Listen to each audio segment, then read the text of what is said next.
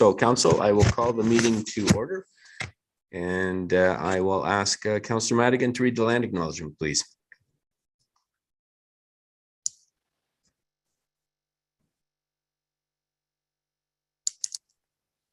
Thank you very much, Mayor Saunderson. For more than 15,000 years, the First Nations walked upon and cared for the lands that we now call home. Anishinaabe, Haudenosaunee, and Ojibwe, and many other who were families, friends, and communities the way we are today. The town of Collingwood acknowledges the Lake Simcoe Nottawasaga Treaty of 1818 and the relationships that it establishes with the original inhabitants of Turtle Island. We acknowledge the reality of our shared history and the current contributions of the Indigenous people within our community. We seek to continue empowering expressions of pride amongst all the diverse stakeholders in this area. We seek to do better and to continue to recognize, learn, and grow in friendship and community, nation to nation. Thank you, Councillor. And that brings us to item 6, which is the adoption of the minutes. And the resolution reads that the minutes of the council meeting held January 24, 2022 be approved as presented. Can I get a mover and a seconder, please? Councillor Madigan, Councillor Berman. Councillor, are there any errors or omissions? Seeing none, then I'll call the vote. All in favor? And that is carried unanimously. Thank you. Is there any business arising from the previous minutes, Council? Seeing none, we'll get right into community announcements, and I will start with Councillor McLeod. Thank you. I have only one, and that is that I am very happy to see that today is the day that we move back into stage 2 of our COVID restrictions, and that I should be curling right now, or was invited to, but chose to be with you instead. So thank you very much. Thank you. It is good news, and I know our restaurants and salons and gyms will be very happy, and hopefully we can maintain and learn to live with this pandemic so that we can do these things safely and keep our economy going. That brings me then to Councillor Madigan. Thank you very much. I just want to give a huge thank you and recognition to the Collingwood Fire Department, as well as the Police Ontario OPP. We had 2 accidents Friday night over by our mall, and it was incredible to see them come to action very quickly in both. I hope everybody was okay, but it was very, very cold. And even though they are bundled up, both the police and the fire department, it can get cold out there. So thank you very much. And that's it. Yeah. Thank you. Councillor Doherty. Thank you, Your Worship. Just to update council and the public, a meeting of the EPCOR Community Advisory Committee was held a week ago Monday. And as highlights, we have come to the end of our original mandate as dictated by the terms of the call of sale to EPCOR. But we generally agreed that the liaison committee has been very fruitful for the town and for EPCOR. And we look forward to plotting a path, potentially with a higher focus on climate change, and potentially also including the other communities that are served by EPCOR, the town of the Blue Mountains and Clearview Township. Thank you. Thank you, Councillor. And that brings me next to Councillor Berman. Nothing for me today. Thank you. Thank you, Councillor Jeffrey. Thank you, Mayor Saunderson. Just to send a shout out to Councillor Berman and thank him for his sponsorship to the coldest night of the year council team, and to thank Mayor Saunderson for committing to be on the team, and Councillor Doherty for pledging funds to our team's effort so far. So we are raising money and look forward to anybody who can help us with respect to support for Home Horizon. Thank you. Thank you, Councillor Jeffrey. I'm looking forward to the walk. Councillor Hamlin. I'm nothing tonight, thank you. Thank you. Well, I have an announcement dealing with Black History Month, and we will be raising the flag over at the library tomorrow. And this is a collaborative effort because there is not actually a Black History Month flag. Our Unity Collective, in collaboration with our staff, have created a Collingwood's Black History Month flag, which includes 3 bold symbolic panels of color: red standing for life and sacrifice, yellow symbolizing cultural richness and diversity, and green representing growth and change. And it has black bold lettering highlights people joined in a circle of hands in unity as a community of diversity together. And on February 10, we're extremely excited that we will be hosting Dr. Jean Augustine, who was the first Black female member of Parliament and also was the key mover in making sure that we have Black History Month when she brought a resolution before the Parliament of Canada, which passed unanimously. So it's a very important month, and I look forward tomorrow to raising the flag, which is unique to Collingwood, in recognition of this event. So thank you to all involved for that. And with that, then we will move to the public meeting portion of our meeting tonight. And I will read in the introduction, and I am reading in because it's a statutory requirement and it's beyond my capacity to remember all of it. So I will be reading it in. Welcome to Collingwood's public planning meeting for the proposed draft plan of vacant land condominium pertaining to land located on the south side of Highway number 26 West, municipally addressed as 11403, 11453, and 11642 Highway 26, Town of Collingwood, County of Simcoe, and otherwise known as the residences of Silver Creek. Members of the public will be invited to offer their comments or concerns respecting the proposal once staff have completed their review presentation. Once the public portion of the meeting has been completed, no more public discussion will be allowed. Before closing, I will ask 3 times for further comments. I will then ask council members if they have any final questions for staff. No decisions are being made this evening. The Town of Collingwood's Town Council's decision on the application may be appealed to the Ontario Land Tribunal. Regarding your appeal rights, please be advised that under the Planning Act, 1, only those who have verbally expressed any comments or concerns here tonight or provided a written submission of any comments or concerns prior to Council's enactment of the bylaw may have the right to appeal any decision of Council to the Ontario Land Tribunal. And 2, if you do not make an oral submission this evening or a written submission to Council before the bylaw is passed, you may not be added as a party to an appeal before the Ontario Land Tribunal, unless, in the opinion of the tribunal, there are reasonable grounds to do so.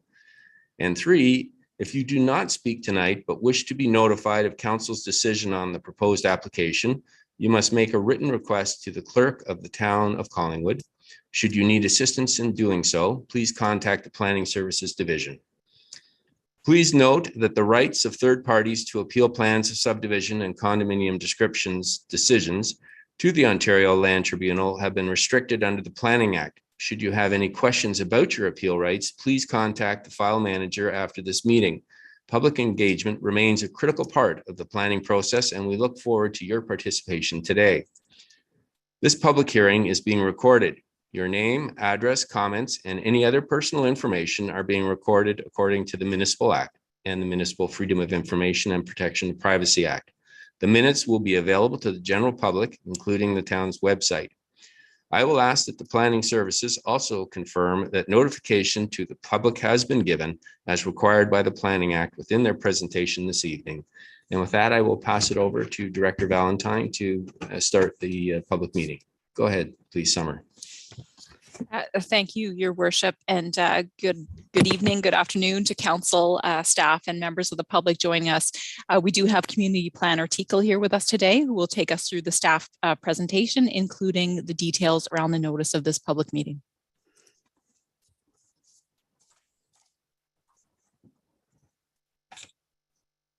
All right. So good evening, Your Worship and Council. My name is Justin Tekel. I'm the Community Planner assigned to the file for this development proposal. Next slide, please. So in terms of the agenda for this evening, the meeting will follow the town's standard public meeting format.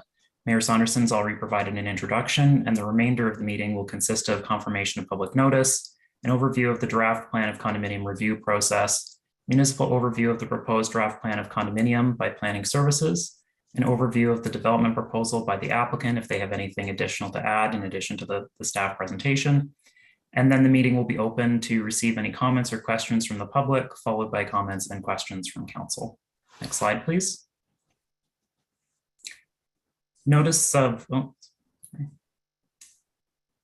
so tonight's public meeting is required under the Planning Act, and in accordance with the Planning Act, I can confirm that notice of complete application was circulated on November 26, 2021, and a sign was posted on the property on November 30th, 2021. Notice of complete application was given by ordinary mail to every landowner within 120 meters of the subject lands, and a courtesy notice was published in the Collingwood Connection newspaper.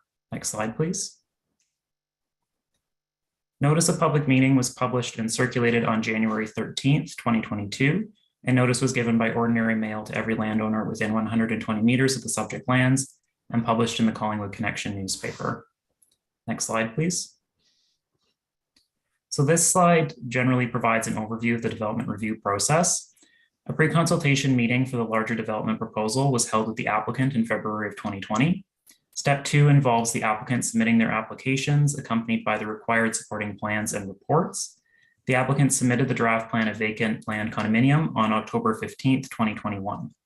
The application was reviewed by Planning Services and deemed complete on November 15th, 2021. Step 3 involves the circulation of the application submission to various town departments and external agencies for review and comment. For step 4, the application is currently under review and comments are being provided. This brings us to step 5, tonight's statutory public meeting. We're here this evening to receive comments from the public on the proposed draft plan of vacant land condominium. And I will return to this slide later in the presentation to review the steps following tonight's meeting. Next slide, please. So the applicant for the subject proposal is 1964245 Ontario Limited, care of Sky Devco and represented by Ms. Lorraine Roberts. The subject plans are municipally addressed as 11403, 11453, and 11642 Highway 26 West, and represent an area of approximately 5.1 hectares. Next slide, please. This slide shows an aerial photograph of the site as outlined in red from 2018. A notable change since this image was taken is there are no longer any buildings on the property. The site is bound by Highway 26 West and the town's Carmichael Water Reservoir to the north and east, Wildwood Condominiums to the south, Cranberry Lake Wetland and single detached residential, and Pretty River Academy to the west. The subject plans are proposed by the developer to be named as the residences of Silver Creek once developed. Next slide, please.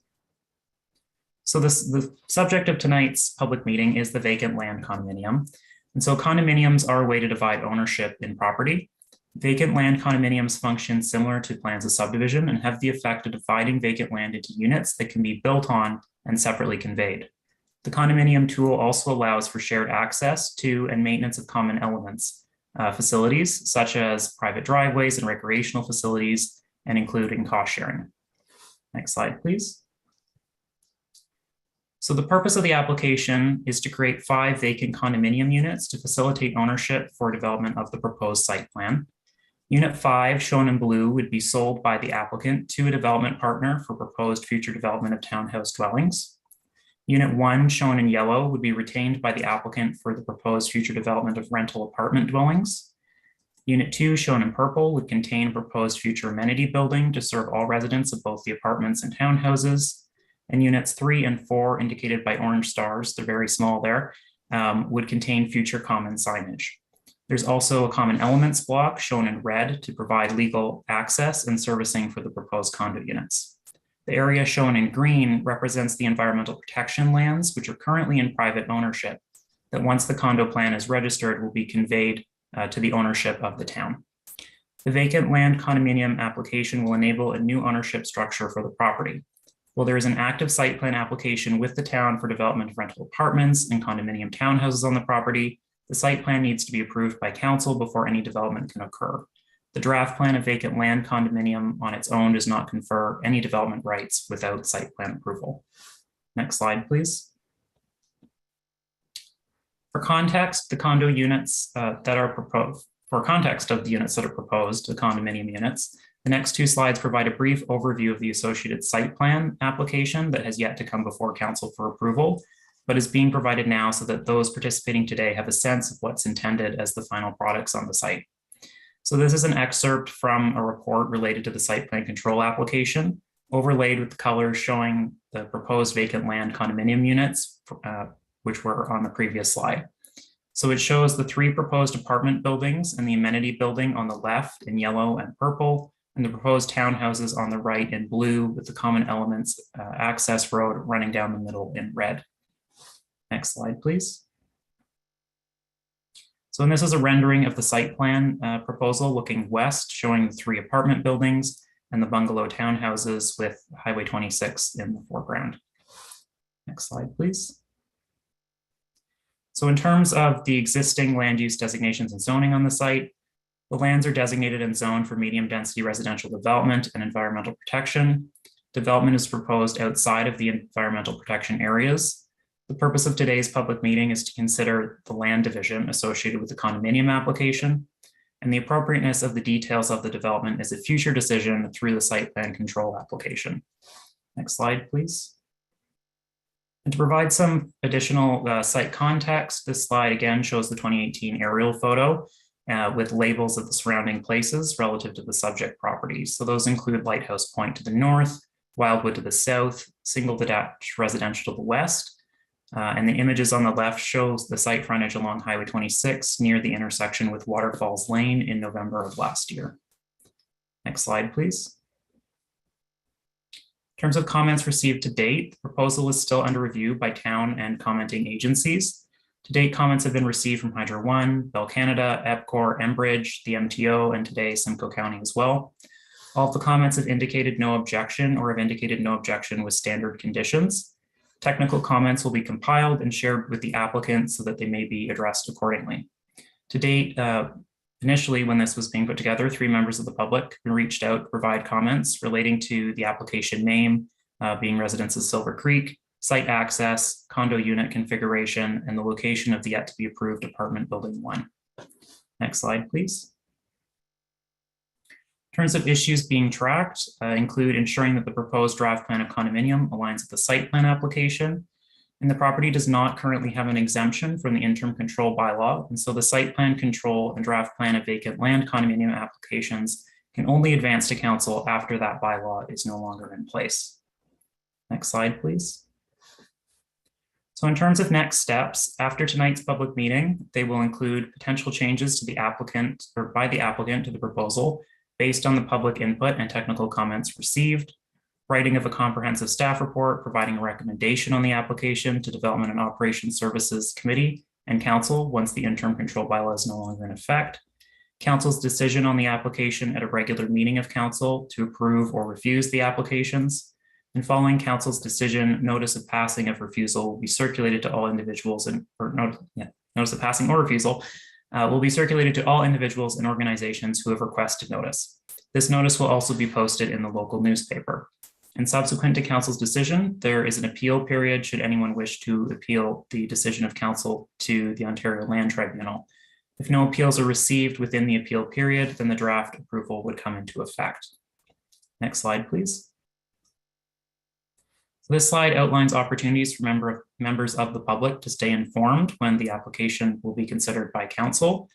Members of the public can check the town's website to review committee meeting agendas, or there is an option to subscribe to meeting updates of interest via the town's website. If a member of the public wishes to receive notice of decision of the application, please email Clerk Almus. And I want to remind everyone that tonight's meeting is to receive comments on the application from members of the public and share information on the proposal. And should anyone wish to submit additional comments or concerns following tonight's meeting, you're welcome to email me at jteakle, that's JTEAKLE @collingwood.ca. And so that concludes the Planning Services presentation. Thank you, Your Worship and Council. And I will pass it to the applicant in the event that they have anything additional that they would like to add. Thank you, Planner Teakle.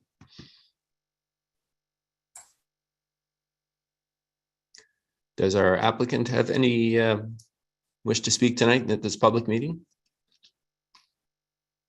Clerk Almus? Yeah, I think yes, I'm seeing an affirmative in our chat. So if you could please let in Lorraine Roberts, please.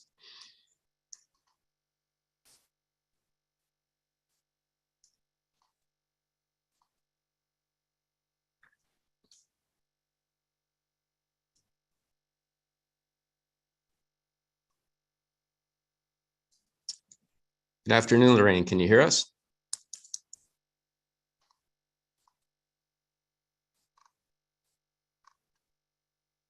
I can see your square on our screen. Ms. Roberts, can you hear us?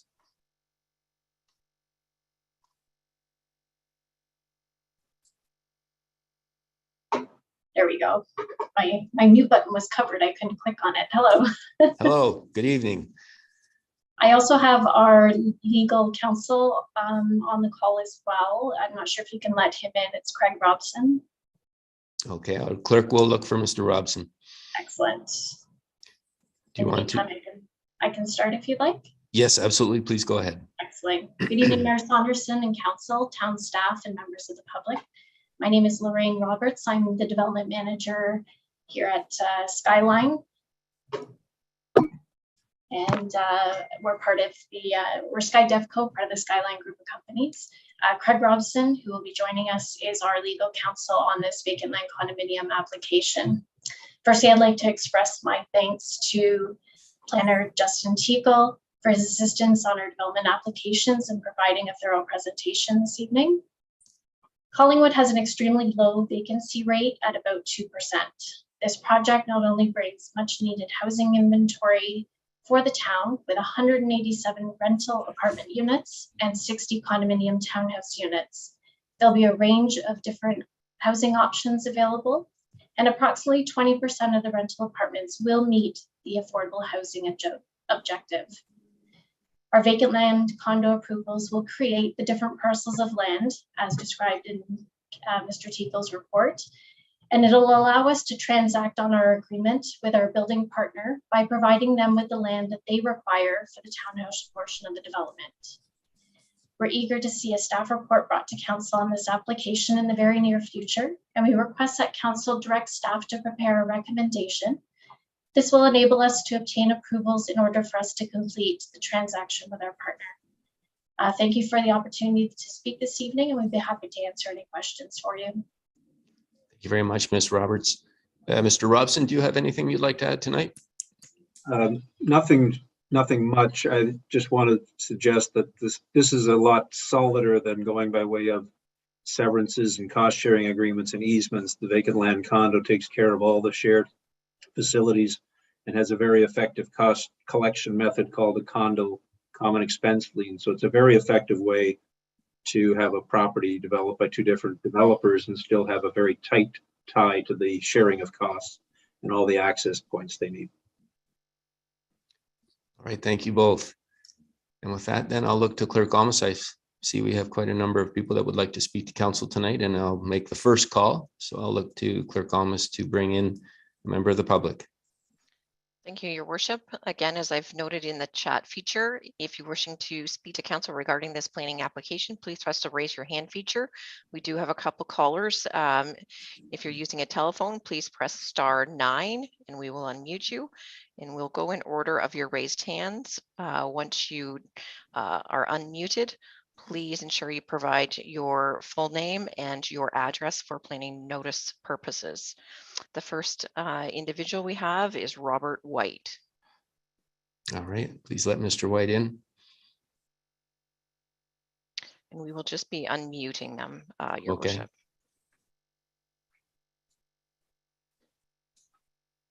Good evening, Mr. White. Can you hear us?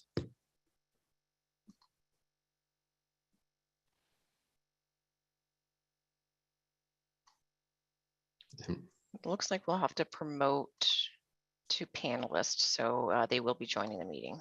Okay.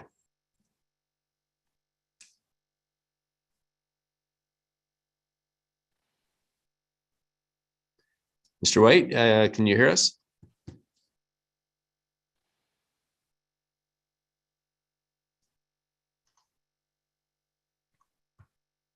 Mr. White, can you hear us?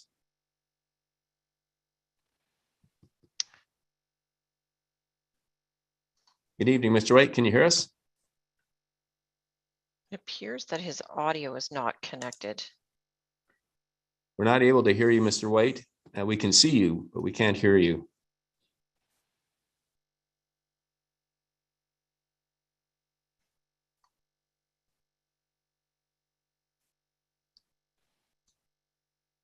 No, we can't hear you.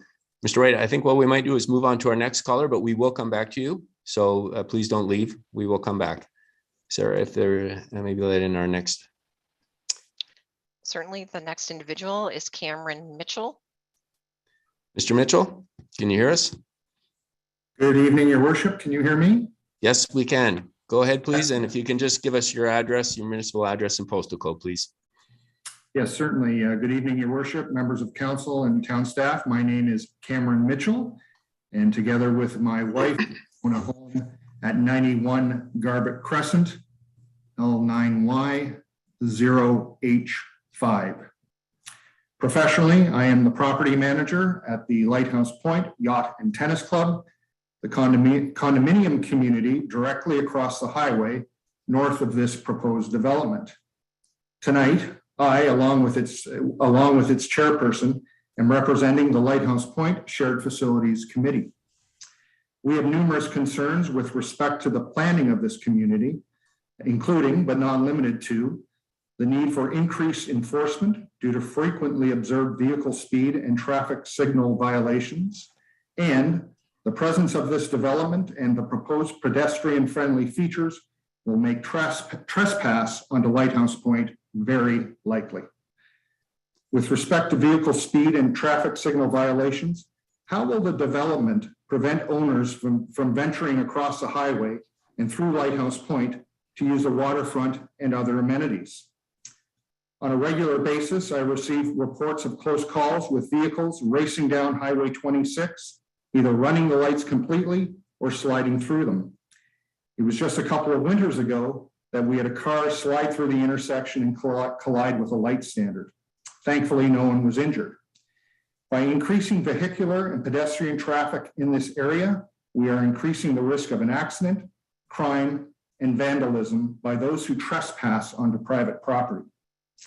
As you know, condominium communities are currently barred via the town's bylaw from using gates as an access control measure. Will town council revisit this issue and at a minimum provide at least the option for communities to consider the installation of these access control measures? Collingwood is changing, and so must the regulations that prohibit these measures. The truth of the matter is, the developer cannot stop someone from crossing the street and entering Lighthouse Point. The truth of the matter is they will literally have a green light, a signal, inviting them onto Lighthouse Point property. Secondly, I'd like to remind council of the fact that the public transit system currently includes a bus stop on the private property that is Lighthouse Point. With a new development directly across the highway, more people will be forced to cross it to access the bus stop. Again, this bus stop is on private property, and therefore the users of the bus who are not Lighthouse Point residents will in fact be trespassing. The risk and liability this encumbers Lighthouse Point owners with is real and obviously increasing. Trespassing is a crime. Will the town make the necessary and proper arrangements to have the bus stop removed from Lighthouse Point property? If the town chooses not to do this, I cannot guarantee that the bus will have access to the property. Third, is the proposed recreation facility and open space area of substantial enough size to support the population of the proposed community? We know that Lighthouse Point's recreational facilities can support our population. What if theirs cannot? The solution is simply for those people to cross the street and access Lighthouse Point. Again, trespassing is a crime. Is a local OPP detachment adequately staffed and equipped to appropriately respond after being besieged with reports of trespassers? Further analysis is required. Fourth, is there enough parking? We know our property can adequately accommodate our owners' vehicles. What if theirs cannot? Simple again, just drive across the street and park at Lighthouse Point. That is trespassing and that is a crime. Further analysis is required. Fifth, is there enough space for snow storage? We think further analysis is required. Lastly, what is the proposed tree coverage, both short and long term? Does their plan conform to the town's urban design manual? Further analysis is required. Your Worship and members of council, the Shared Facilities Committee at Lighthouse Point is not naive. We know this property will be developed, but based on the concerns we have raised tonight, we do not believe this proposal suits this piece of property and its surrounding neighbors. I invite all members of council to visit Lighthouse Point and allow me to present our areas of concern so that you may better understand the negative impact this proposed development will have on the town. My phone number, it's public, please feel free to write it down, is 705-445-1636, and I would love to hear from you. Thank you for your time and attention this evening. I look forward to your phone calls. Thank you, Your Worship. Thank you very much, Mr. Mitchell, and staff have noted your concerns. Rick Almus, who would like to speak to us next? We have Colin Inglis. Mr. Inglis? Thank you, Your Worship, members of council and town staff. As you said, my name is Colin Inglis. I'm an owner and full-time resident of Lighthouse Point at 418 Mariners Way, L9Y 5C7. I'm also currently the chair of the Lighthouse Point Shared Facilities Committee. Under our internal governance policies, 2 persons are authorized to speak publicly on behalf of the community as a whole: the lead property manager, who you just heard from, and the chair of the Shared Facilities Committee. It occurs to me that had the property owner not sought to create land-only condominiums, there would be no public meeting regarding the development on these lands. In that context, I trust you will understand why some of my remarks are not strictly addressed to the land division, but rather the project as a whole. Firstly, I would like to address the public notices, both published and delivered to the adjoining property owners. The text of the notice indicates that division into 5 separate blocks of land is being applied for, yet the accompanying image shows a monolithic gray shaded block depicting the entire pre-division property. As the old adage goes, a picture is worth 1,000 words. Would not an image of what is being applied for better serve the goal of public transparency? I would like to commend Justin Teakle of the Planning Department for his handling of my inquiries and questions. He did send me an image of the proposed division, and I subsequently discovered that through the notice on the town web portal, a wealth of information about this development could be found. However, I was not easily led there. Again, transparency could be improved. A brief word about sustainability. As far as I can see from the information available, only lip service is being paid to sustainability in this proposed development. Something as simple as rough-in provisions for electric vehicle charging in the parking areas is not evident to me. If we're going to talk the talk, we also need to walk the walk and plan for a future we know is coming. There appears to be a significant positive from this proposed development in that the gap in the so-called active transportation corridor along but separated from Highway 26 will be filled from east of Cranberry Trail East to the western boundary of this property. It is imperative that this corridor be both built and maintained in some form year-round. Having people walking on the shoulders of Highway 26, especially in slippery and low visibility conditions, is a disaster waiting to happen. We look to the town to ensure that this continuous path is built and that there be some form of winter maintenance, even if that is simply providing grooming. Another important aspect of good planning is public transportation. This is where we believe planning has failed. We do recognize that the town intends to convert the current bus service to an on-demand model this summer. Although operational details are sparse, it appears this new model will continue to rely on fixed stops. The current bus stop nearest this proposed development is on Lighthouse Point property, where residents of Lighthouse Point enjoy easy, relatively safe walking access and a shelter structure. Given the position of other stops in the vicinity, it is clear that the Lighthouse Point stop was intended to serve Lighthouse Point only. Additional development in the immediate area becomes a game changer, a fact that does not appear to have been recognized in the planning process. We suggest that the stop be moved from Lighthouse Point to adjacent to the water reservoir building and that a shelter be constructed. Utilizing the circular drive in front of the reservoir building would provide a safe place for boarding and facilitate on-demand efficiency by allowing the bus to turn around if a particular trip origin and destination was to the east. We further believe that as part of the intersection modifications, the proposed raised sidewalk at the northeast corner should be extended northward to Mariners Way. in order to provide Lighthouse Point residents with equivalent safe access to public transit as they now enjoy. When this idea was suggested to the planning department, we were told a sidewalk could not be built as it would be on private property. Yet at the same time, we were asked to give permission to allow sidewalk construction on our property. Does this seem incongruous to anyone else? This proposed development will also be subject to an unfair burden, which is true of the majority of properties in the area, including Lighthouse Point. The roadways servicing these properties and the recreational amenities provided will remain the responsibility of the owners, both from a maintenance and liability standpoint.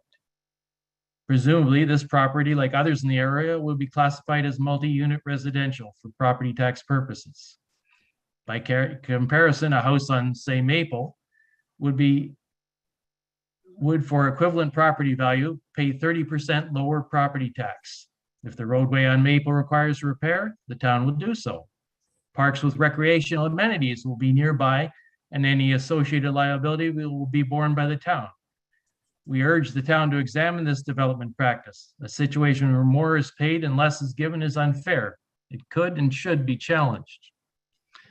It is exactly the amenities contained within Lighthouse Point which cause grave concern for owners, in that they will be powerfully attractive to those who reside in the immediate area. Let's use a children's playground as an example. If I may say so, Lighthouse Point is a very nice modern playground. I do not see one in the plans for the proposed development across the street, nor am I aware of any plans for nearby parkland which would contain one. Human nature being what it is, people will attempt to access amenities for which the owners of Lighthouse Point shoulder the cost of maintenance and any associated liability. What does not sit well with many Lighthouse Point owners is the town permitting increased population in the immediate area, while at the same time obstructing the ability to automatically control access to what is private property. In summary, we believe the town has areas where planning and the transparency around it can be improved.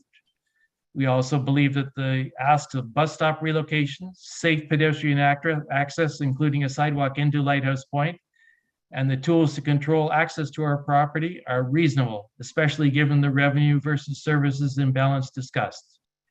Thank you for your attention, consideration, and understanding. Thank you, Mr. Inglis. We've noted your concerns and comments. Clerk Almus, who is next? Thank you. We have Jessica Gilbert. Ms. Gilbert, can you hear us?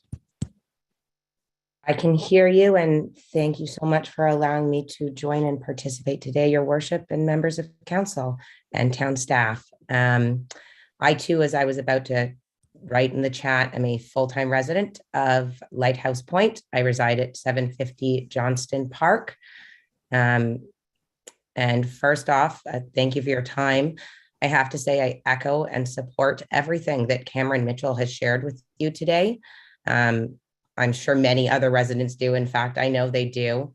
And I have firsthand witnessed many of the issues he brought up with you in regards to speeding, dangerous driving, trespassing, and other violations that do occur on LHP property. I recently moved up here to enjoy the tranquility of nature and live a happier, healthier life away from the noise and pollution of a big city.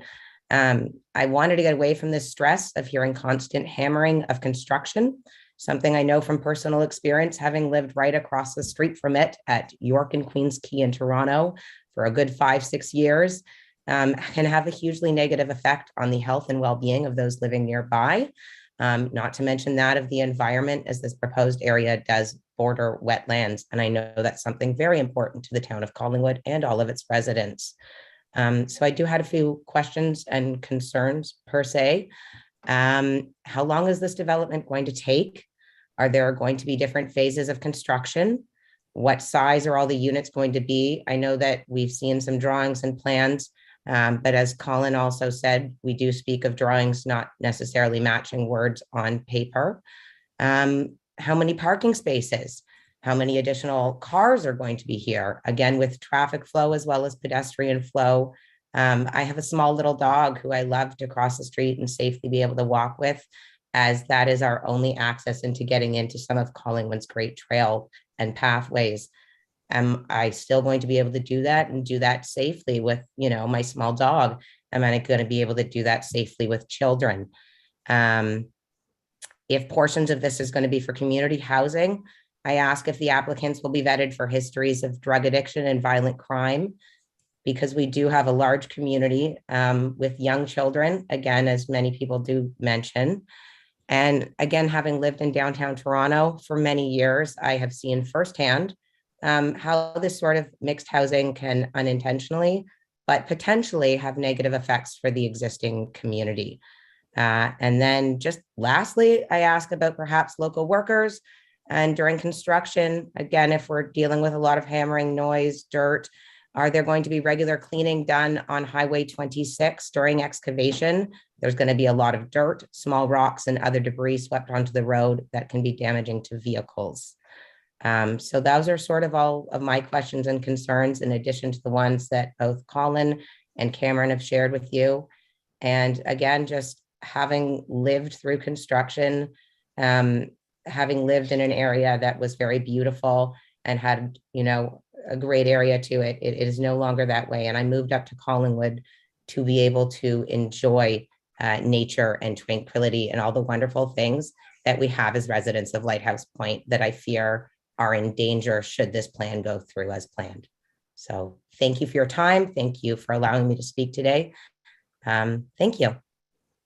Thank you, Ms. Gillard, for your questions. And if they're not answered tonight, they will be, I know staff as well as Ms. Roberts has been writing furiously, so they will be disseminated. The answers will be shared in the future. Thank you kindly to all. Clerk Almus, if I make my second call, who would be up next? Thank you. Again, I can't tell if this is the name or the device name, and it's PAB Mac. We will unmute you, and you will have to unmute yourself as well. Good evening. Good evening, and thank you everyone and your worship for allowing me to participate. My name is Paul Anthony Bernard. I hide behind that identifier. And I'm at 3 Barker Boulevard, a little bit up the highway from what is taking place. I guess I would, like the last speaker, I've come here from Toronto. There are other places that we could have considered going to, but it was our general perception of the Collingwood area that brought us here. I have a history here going back many decades, but only as a weekender, the person that would annoy you on the weekends. My quick overview is that the elephant in the room is density on Highway 26. This and what is going forward. The plan as it's shown to this point, my only quick comment would be for the density that they're looking to get, and I understand and respect development, and I understand its role and it has to take place. I also understand, being a business person, that the people that are doing it for as a business, and therefore are striving to maximize the investment that they're making. You have to marry that with the community needs. And what surprised me was learning that for the density that they're proposing, you're only hitting 20% of the affordability threshold. That seems to would be a main driver in adding density. So for it to only be 20%, I think that's a miss. And I am curious as to why it's divided, why there's a partner and one developer isn't going in. I have a bit of a background in development. By splitting this off and not going at it all out, you're splitting costs, but you're also splitting the benefits of a single development taking place. That's not a carte blanche, absolutely has to happen, but any efficient organization is going to have more wiggle room if they're developing the whole thing than only half of it. So I understand that there will be development there. I am concerned in general terms that the density, particularly given that you're only going to get 20% of what it appears the province is seeking and the government right now, and that is to make affordable housing affordable right away. You know, I think if I was on the other side of the argument, I'd be going, this is all going to be 100% of what you're looking for. Then it's a much easier sell. I understand economically the implication of that, but you're clearly hearing about other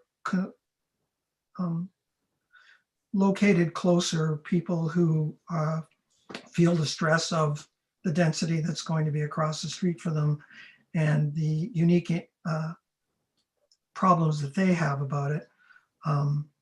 So that development has to take place. I wouldn't want to put a not here sign up, but in generally speaking, I support the people that are saying that the public is not involved early enough to understand more succinctly what is being proposed. And for the sake of the developer, before they're starting to lay out money on site development. So those are my remarks. I appreciate, I have forwarded to Justin some of them in writing. And the last thing that I would say is, as a council, you have to think bigger picture. What's Collingwood going to be in 20 years? Is it going to be Whistler or is it going to be Mississauga? So that's an over dramatic statement, but it makes the point I want to make. Thank you very much for taking a moment. I greatly appreciate it. Thank you very much, Ms. Bernard. Your comments have been noted. Clerk Almus, who's next? We have Michael and Elena. And again, if you... Good afternoon. Can you hear me? Yes, good afternoon. We can hear you. And I'm going to call you Elena because, Elena, I don't think I can pronounce your last name properly. So maybe you could tell us. If you can pronounce, then you pass. If you can't pronounce, then you didn't. Okay, thank you very much for letting me speak about this development. I'm a resident and my family are a resident of Lighthouse Point for 11 years now. We are still part-timers, but soon be full-timers here. Why we decided to purchase the development in Lighthouse Points. Grandkids grew up here. They had wonderful summers. It is safe. We could, let them go on a playground on their own, and we were sure that they were safe and sound and come back home in one piece. That's the first. Second, yes, there are a lot of trees. There are a lot of walking and biking trails around Collingwood. That's another reason. When they grow up, they want to venture around. So what we are doing right now, as I see in Collingwood, and I don't like it at all. And I agree with the previous speaker, Paul Bernard, that how are we going to see our city in the future? Do we want to have it like a downtown Toronto or Mississauga?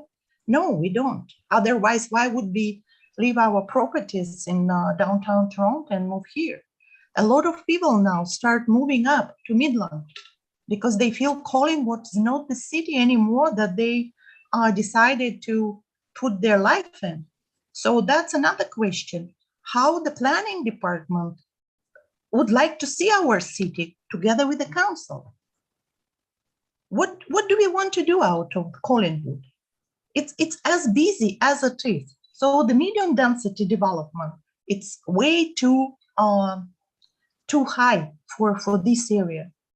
For many other reasons that already Cameron and other residents expressed and Colin expressed, for many other reasons.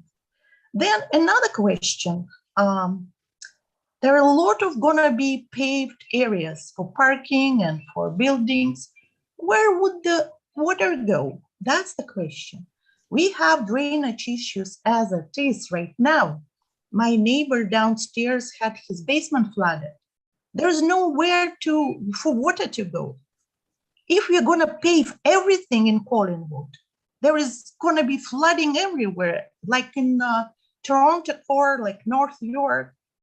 They're spending a lot of money to put, sumps and to get the water out because so many houses were flooded. That's what we want to see in Collingwood? I don't think so. That's the future for the city. And secondary, I support Inglis and Cameron and the lady that talked about from Lighthouse Point, the security. I think that as a council, you have to respect the private property. All of us, we worked very hard. We worked to get this property here, and we are not for to let our property to let go for trespassing. We are not going to let it go. So if you don't allow us to put the gate and control this property, that's going to be a serious consequences to that. So that's everything that I have to say. Thank you very much. Thank you, Elena. And just before you go, can you give us your address, please? 658 Johnston Park Avenue. And my phone number is 416-988-1657. Oh, we're okay for that, but your postal code, if you could give us that, please. L9Y5C7. 5C7. Great. Thank you very much and for sharing your concerns. Clerk Thomas, who do we have up next? Anthony Georges. Mr. Georges, can you hear us? Yes, I can. Thank you very much, Mayor Saunders, for the opportunity to speak today. Thank you very much, one and all. I have to tell you that I am a member of Lighthouse Point as well. I reside at 882 Suncrest Circle, L9Y5C9. My family came here to Collingwood back in 1955, and I've always loved this area and fell in love with Lighthouse Point many years ago.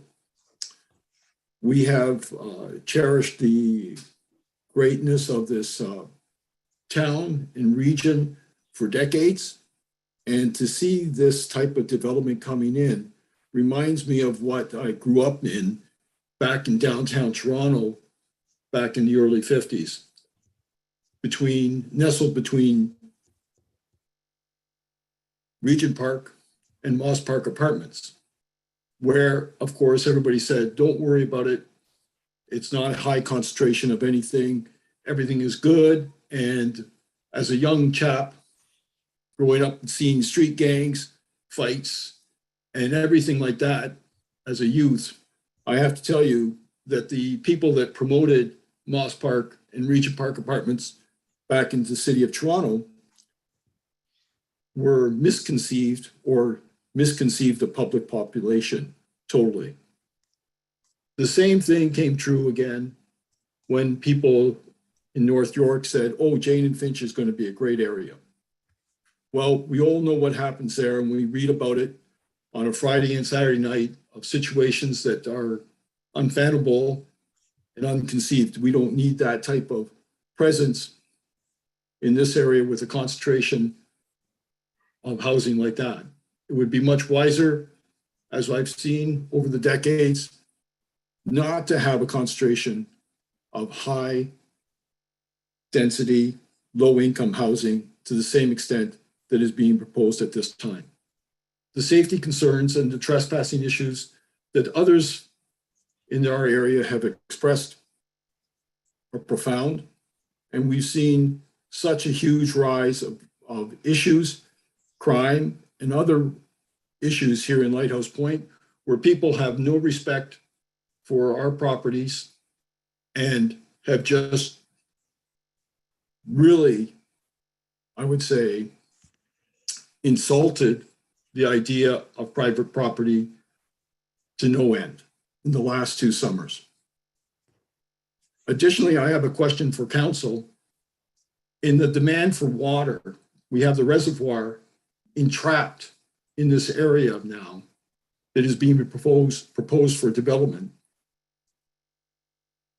If we need more water, how do we, fresh water, sorry, for the service to people in the area, how do we propose adding on to this reservoir as well? From what I can see in the evaluation, that the area is now being landlocked, and any possibility for further expansion in the reservoir is limited. It would be much more expensive to have the reservoir put in another area out of our control for the development of the whole region if we can't control the reservoir and the fresh water to everyone.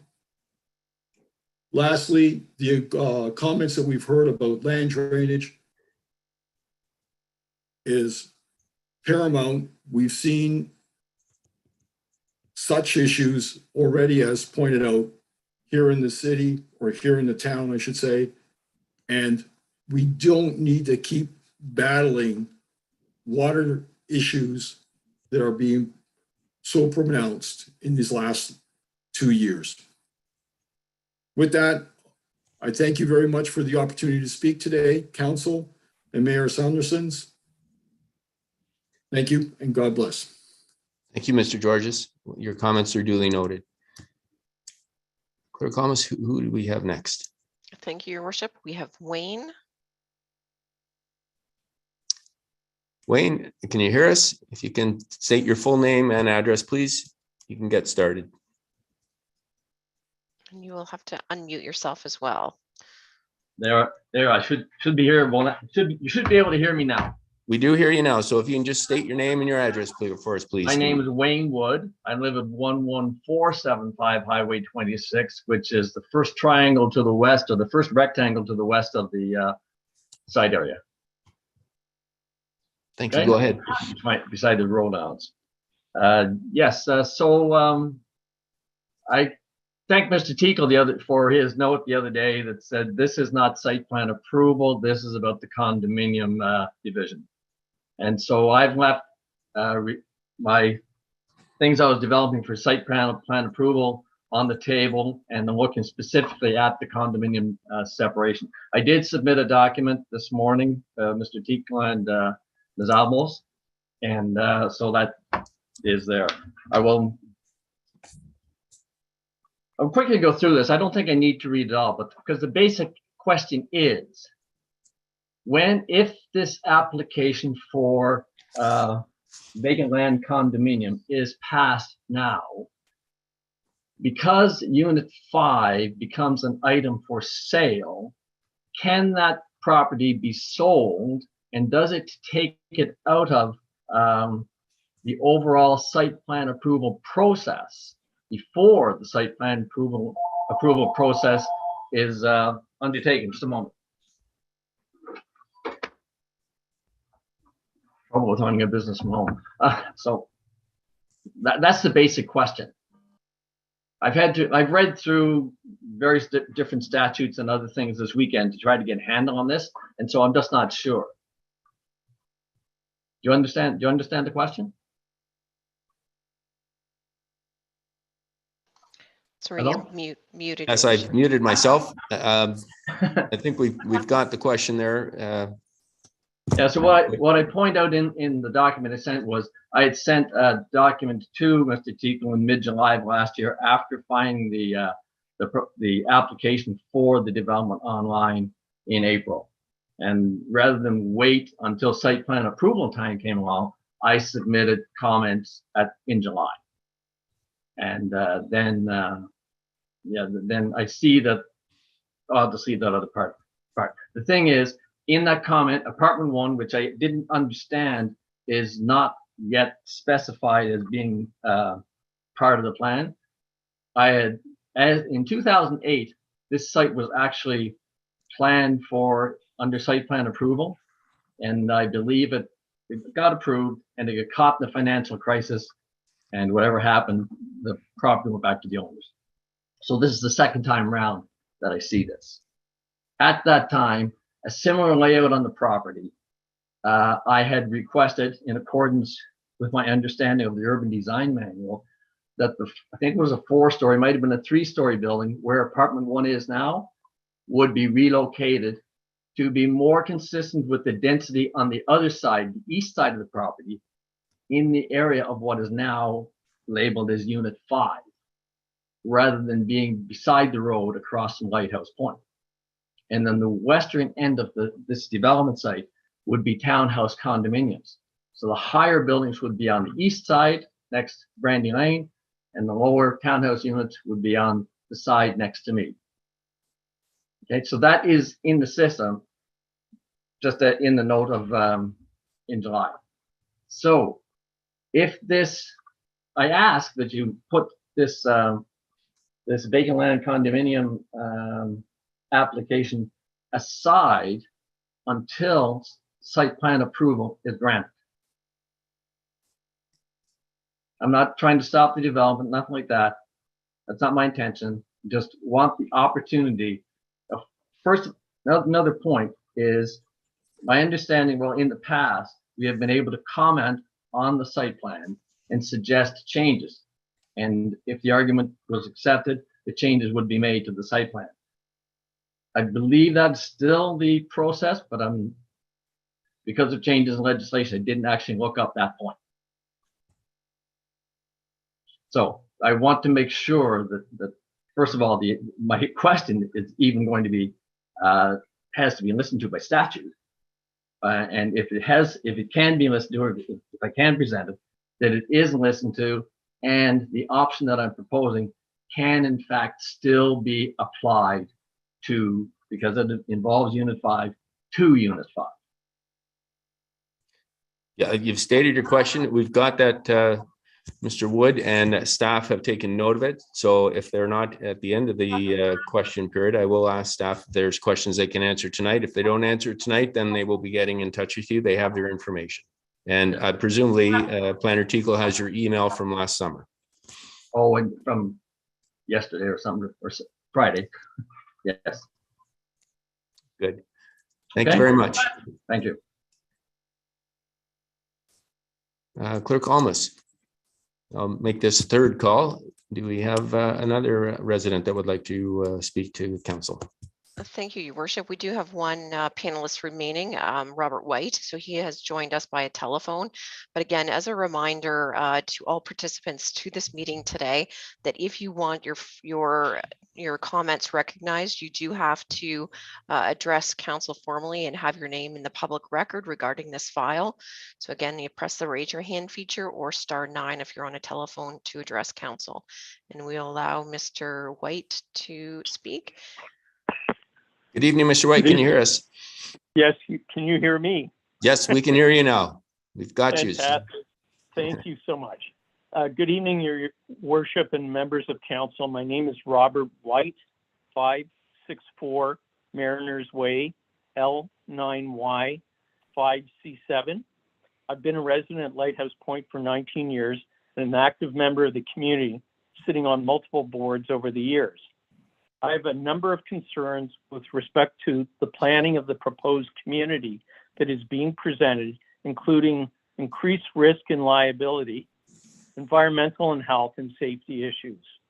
Lighthouse Point is a well-established private community with 576 condos and 35 years of history in Collingwood. Our property is substantial, with lands of 117 acres, which include 10 acres of environmentally protected lands, the very first successful integration of a significant wetland and condominium development in all of Ontario. Additionally, there is a 25-acre marina with 229 deep water boat slips. The property has approximately 1 mile of water frontage with 2 beaches and several kilometers of walking paths. The development has many amenities, including a 12,000 square foot recreation center, a marina clubhouse, 4 pools, 9 tennis courts, 4 pickleball courts, children's playground, and putting greens. Needless to say, this is a very attractive property for both residents and the general public who want to access it. Managing the significant legal liability and security risks associated with this substantive development is a significant issue. Lighthouse Point is constantly challenged with managing the use of the property by non-residents and the liability risks associated with their non-authorized use and trespass. The risk and liability will only intensify with the intensification of the proposed development. The Collingwood Public Transport System currently has a bus stop on the private property of Lighthouse Point. The bus passes through our front gates. The current intent is to provide service to Lighthouse Point owners.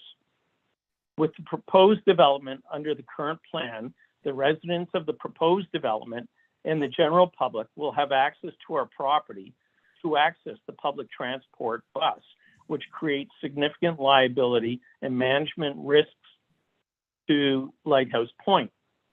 I propose that the public bus stop be relocated to a more appropriate location on public lands and encourage the planning department to give this consideration in the redevelopment plan of the Waterfall Lanes intersection. It is my understanding that the long-term Highway 26 expansion plans are to increase this section of Highway 26 to 5 lanes, which will intensify the car and traffic intensity and associated risks related to this intersection. As a daily user of this intersection, I can personally account for the fact that it can be quite scary given the countless times cars and trucks have driven through the red light or attempt to run the red light. I currently use this intersection with great caution and have significant concerns with the intensification of use with the proposed development. I have particular concern for the foot traffic using the light, which will only intensify. The situation is of such concern that handheld flags have been installed on the light standards on both sides of the street for pedestrians to have a more visible method of identifying themselves to oncoming traffic by waving orange-colored flags upon crossing. I would like to recommend to Council that Pretty River Academy I would like to remind Council that Pretty River Academy is only hundreds of yards to the west and also uses this intersection and Lighthouse Point property to access the public transport system.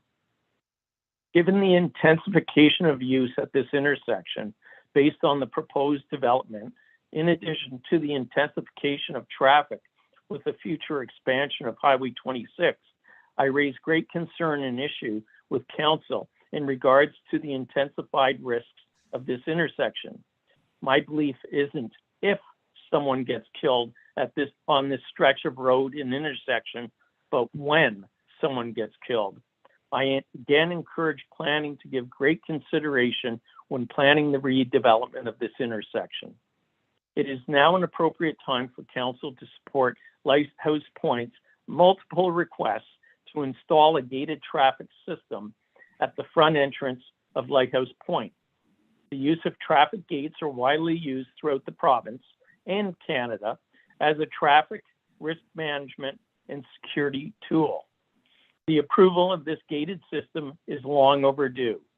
It is now imperative that Council and planning support the rights of the 576 owners and the thousands of residents of Lighthouse Point in managing the significant risks and liabilities of non-residents, non-authorized use, and trespass of our property and amenities.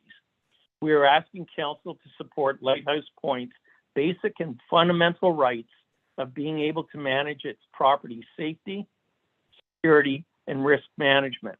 I therefore formally request Council support in the matter of approving a traffic gate system at the front entrance of Lighthouse Point. The other major issue I'd like to address is drainage. Having been a long-term and active resident of Lighthouse Point, I'm aware of the historic and ongoing drainage issues along Highway 26 and the proposed development lands. I request Council support that an intensive and thorough drainage and environmental impact study and report be performed. As we all know, water flows downhill, and downhill is onto Lighthouse Point's property and eventually into Georgian Bay. There are significant drainage and environmental issues which could seriously impact Lighthouse Point and our environmentally sensitive reserve lands that we have protected and cautiously managed over our 35-year stewardship. Mayor Saunderson and Council, thank you for your time and consideration and for the opportunity to speak this evening. Thank you. Thank you, Mr. White, and your concerns have been noted. Sarah, do we have anyone else that would like to address us? Thank you, Your Worship. We have Jack Thorndike. Mr. Thorndike, can you hear us? I can. Hello, Marion. Mayor Saunderson and Council, thank you for the opportunity to speak tonight. I'm located at 10 Brandy Lane, L9Y 0X4, directly south of the proposed development of Silver Creek. And my concerns are twofold. One is directed specifically at Council. I've listened to the things from Lighthouse and with the traffic concerns. Here at Brandy Lane, or Wildwood, as we're referred, we have a huge concern of traffic flow getting onto Highway 26 at Cranberry East and Gun Club. That same concern is shared by Rupert's Landing. It's shared by all of the condo corporations south of us through the McPherson development. We have been told by the town of Collingwood development that there will be no stoplight placed at that particular intersection until 2035 or until phase 5 and 6 are completed with McPherson. Yet the number of cars that are going to be increased with the Silver Creek development going east and west on 26 is going to increase the problems that we have for ourselves turning west onto Highway 26 and east into Collingwood. And for Rupert's Landing and those people, it's going to make it almost impossible to go either east or west without a stoplight. So I would challenge the council to take a look at this and realize that 2035 is unrealistic. And you should be looking at this very seriously, putting in a stoplight for the safety of everybody, not just us at Wildwood, but all of the condominiums south of us and for Rupert's Landing. For the post at Silver Creek, I am the president of our condo group here at Wildwood, or Brandy Lane. The concerns that some of us, or all of us actually have, is when I look at the site plan that you have submitted, and I look at the positioning of building number 3, and you look at the south corner of building number 3, it would appear to be about 6 feet off the property line. And I'm assuming 6 feet because they've got about a 4 or 5 foot path that runs along that side. Now, surely to goodness, this building can be moved further to the north so that it's not directly on the property line. Number 2, if you look at the end of the townhouses, you're going to see from the townhouses at the very west end all the way to the top end, there is trees, shrubbery, and cover separating those townhouses and their backyards from our parking lot and our condominiums. But from the corner of that condominium, that townhouse, there is no trees or coverage all the way to the end of the property. Does Silver Creek intend to put proper cover and trees in so that the residents of building 8 and building 10 at Wildwood are not going to have to look at a 4 or 5 story apartment building? What assurances do we have from Silver Creek they are going to or are going to do this. We realize that the development is definitely going to take place. There's no doubt that with the few people that we are and we've had our buildings done, the permits are paid for, and you're getting our taxes. And this is a huge, huge opportunity for additional tax money for the town of Collingwood. But I think the concerns of the current residents of Collingwood should be taken very, very seriously by all members of council. Thank you very much for the opportunity to talk. Mr. Thorndike, and we have your concerns, and certainly the Highway 26 Gun Club Road intersection traffic light is an issue that has been addressed not just tonight, but in other forums as well. Clerk Thomas, do we have another speaker tonight? Thank you, Worship. We have a final speaker. The spelling of the device is JMIFSUD. I can see that. Good evening. If you can state your name and your address, please. Yes, my name is John Mifsud. I own a condo in Lighthouse Point. I spend half my time at Lighthouse and my other half in the city of Toronto. First and foremost, I like to support what our property manager, Cameron Mitchell, said, and our shared facilities chair said. They all have valid points. I won't reiterate, but my concerns are, number one, has there been a drainage study on this property? How will it affect Lighthouse Point and adjacent areas? My other question is, why has the town been fighting Lighthouse Point not letting us put up a proper gate to secure the property for health and safety? Just a quick note, on the onset of COVID, our property was bombarded with people coming from all over. And quite frankly, I mean, from all over Toronto and the region to enjoy our property. I really can't blame them because they needed somewhere to go. However, our shared facilities and our property manager had to work diligently to hire more security around the clock at no expense to the town of Collingwood, but our own. And yet you still fight us on putting up this gate. In the condo that I live in, and it's not your everyday condo, we have 2 gates to get in and a gate to come out to secure our property. Again, it's all paid for by our condo maintenance fees, etc. So again, relook at this issue, because now when you're proposing all these units and people say, let's go look at the sunset at Lighthouse Point. And while we're there, maybe take a dip in the pool or drop a fishing rod. There's nothing into the lake and try to catch some fish. There's nothing wrong with that.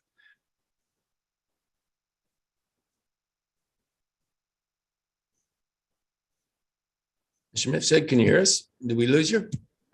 Not allowing us to. No, I can hear you. Can you hear me? You broke up a bit there, sir. We didn't hear your last comments. I'm sorry. Yeah, my last comment was Lighthouse Point has been a good wealth of taxpayers' money for the last 35 years. And I don't want to make this only a Lighthouse Point. As you hear, all the development, right? And what I'm saying for is think twice and address them all point by point. That drainage was done, I think, about 5-6 years. We're losing your comments. Ago.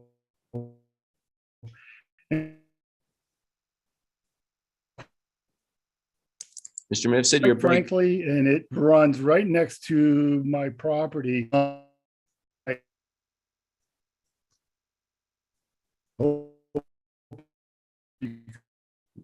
We're having trouble hearing you, Mr. Miff said. My concerns.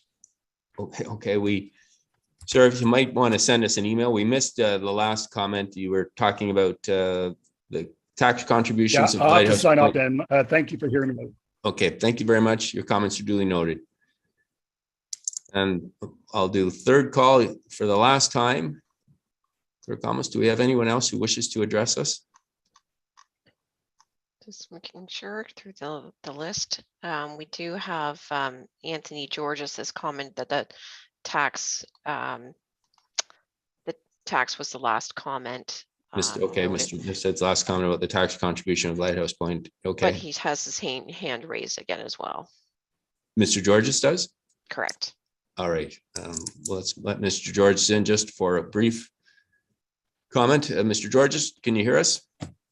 Yes, the point that I believe John was trying to make is there's a piece of property just to the west of Lighthouse Point that is also environmentally protected, I believe. Not by Lighthouse Point, it's not our property, but it's also a waterway, I would say a runoff from the highway to Georgian Bay.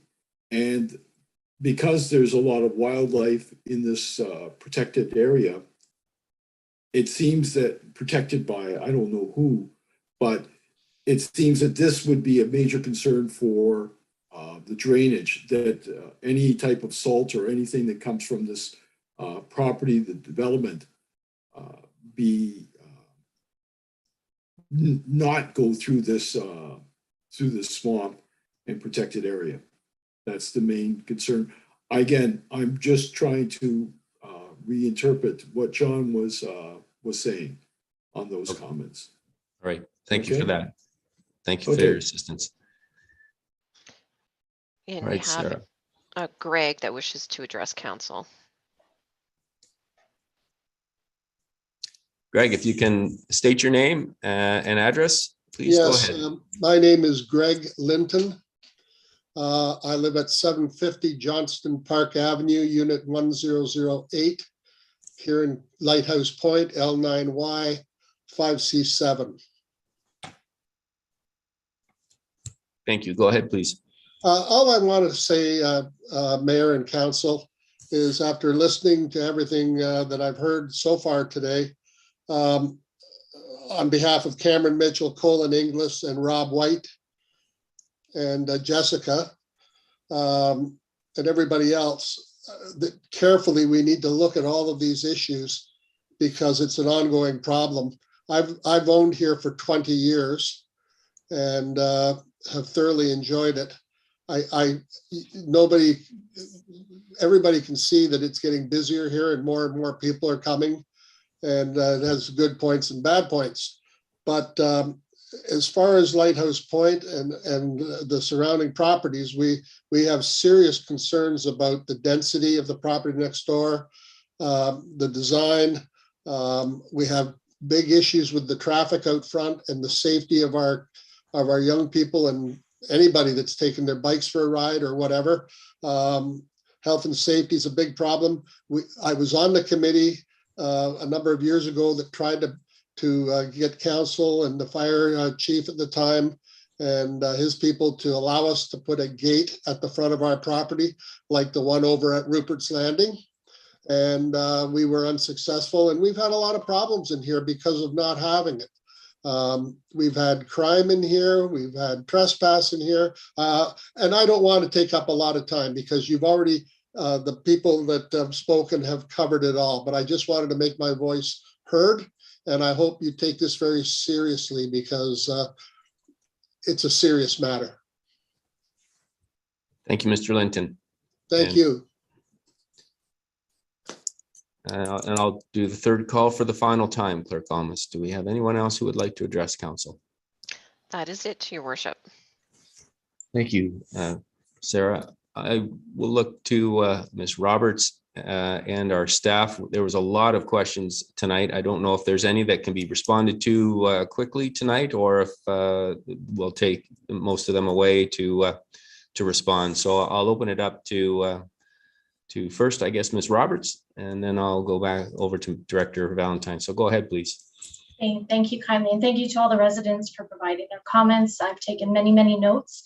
We will go back and watch this video footage as well after today to catch anything that we may have missed. Maybe just to quickly summarize. So Skyline is a company that's been around for over 20 years, almost 25 now.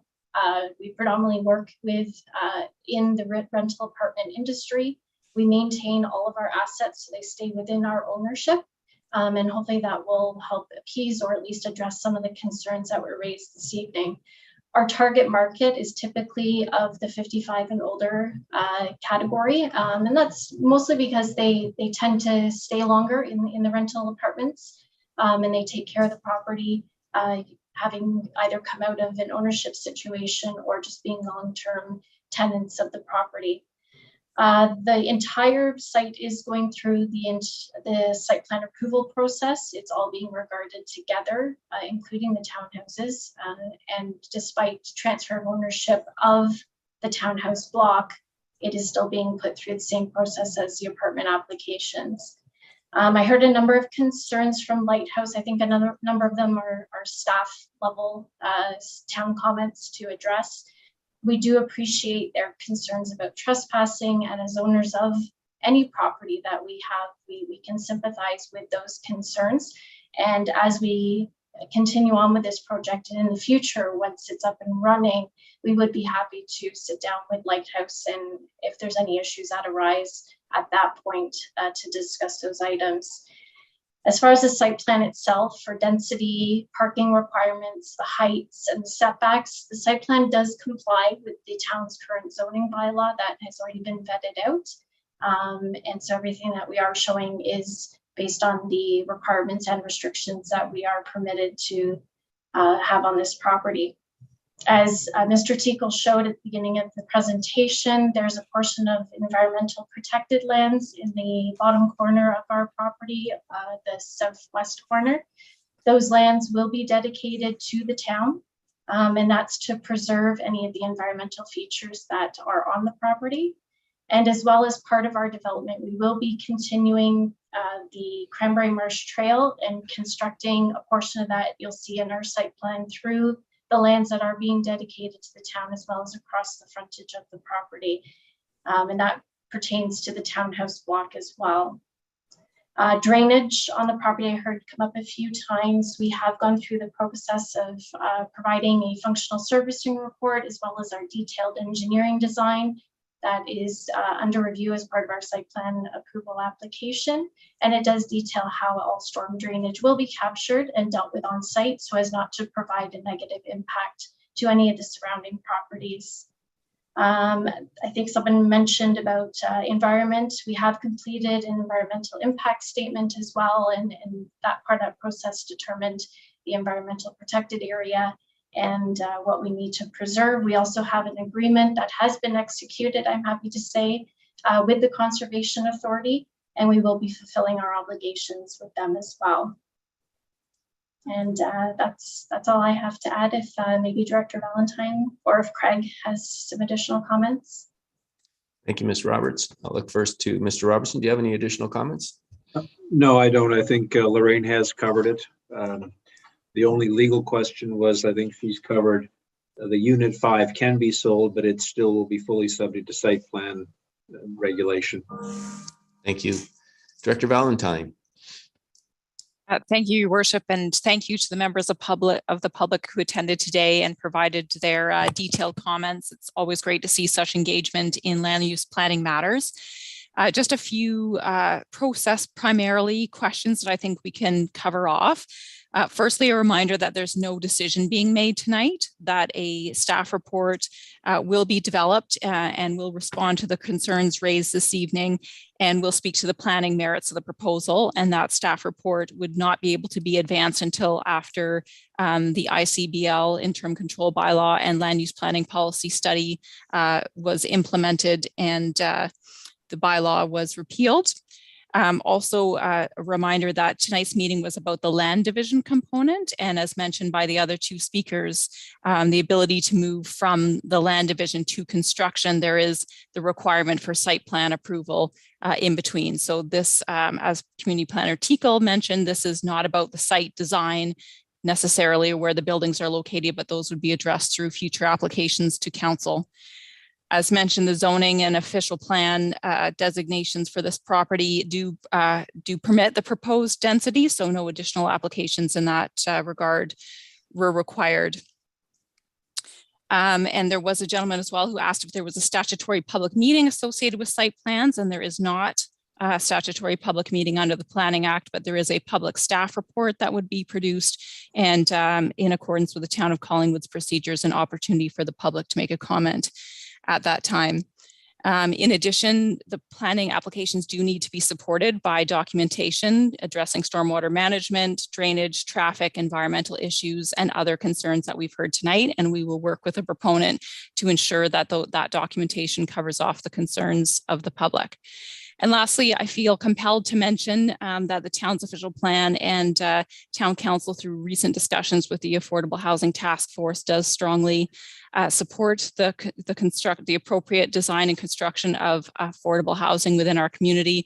It's important for a number of reasons, including supporting local employers.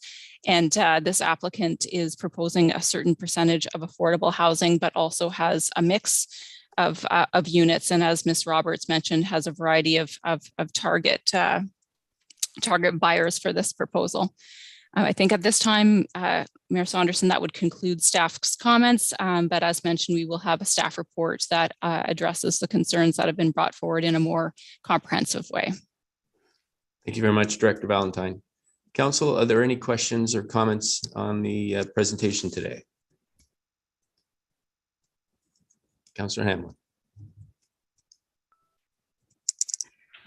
Thank you, Mr. Mayor. That was a lot that we heard from the community, and I was very pleased to hear that the applicants tonight will be taking all these issues into consideration. The only point I wanted to add at this point was I have spoken several times about how difficult it is to build a sustainable community on private roads. And in my own view, we shouldn't be, how can I put this? I'm not in favor, and I would really like staff to have a look at creating, is it necessary to create another private road in this location?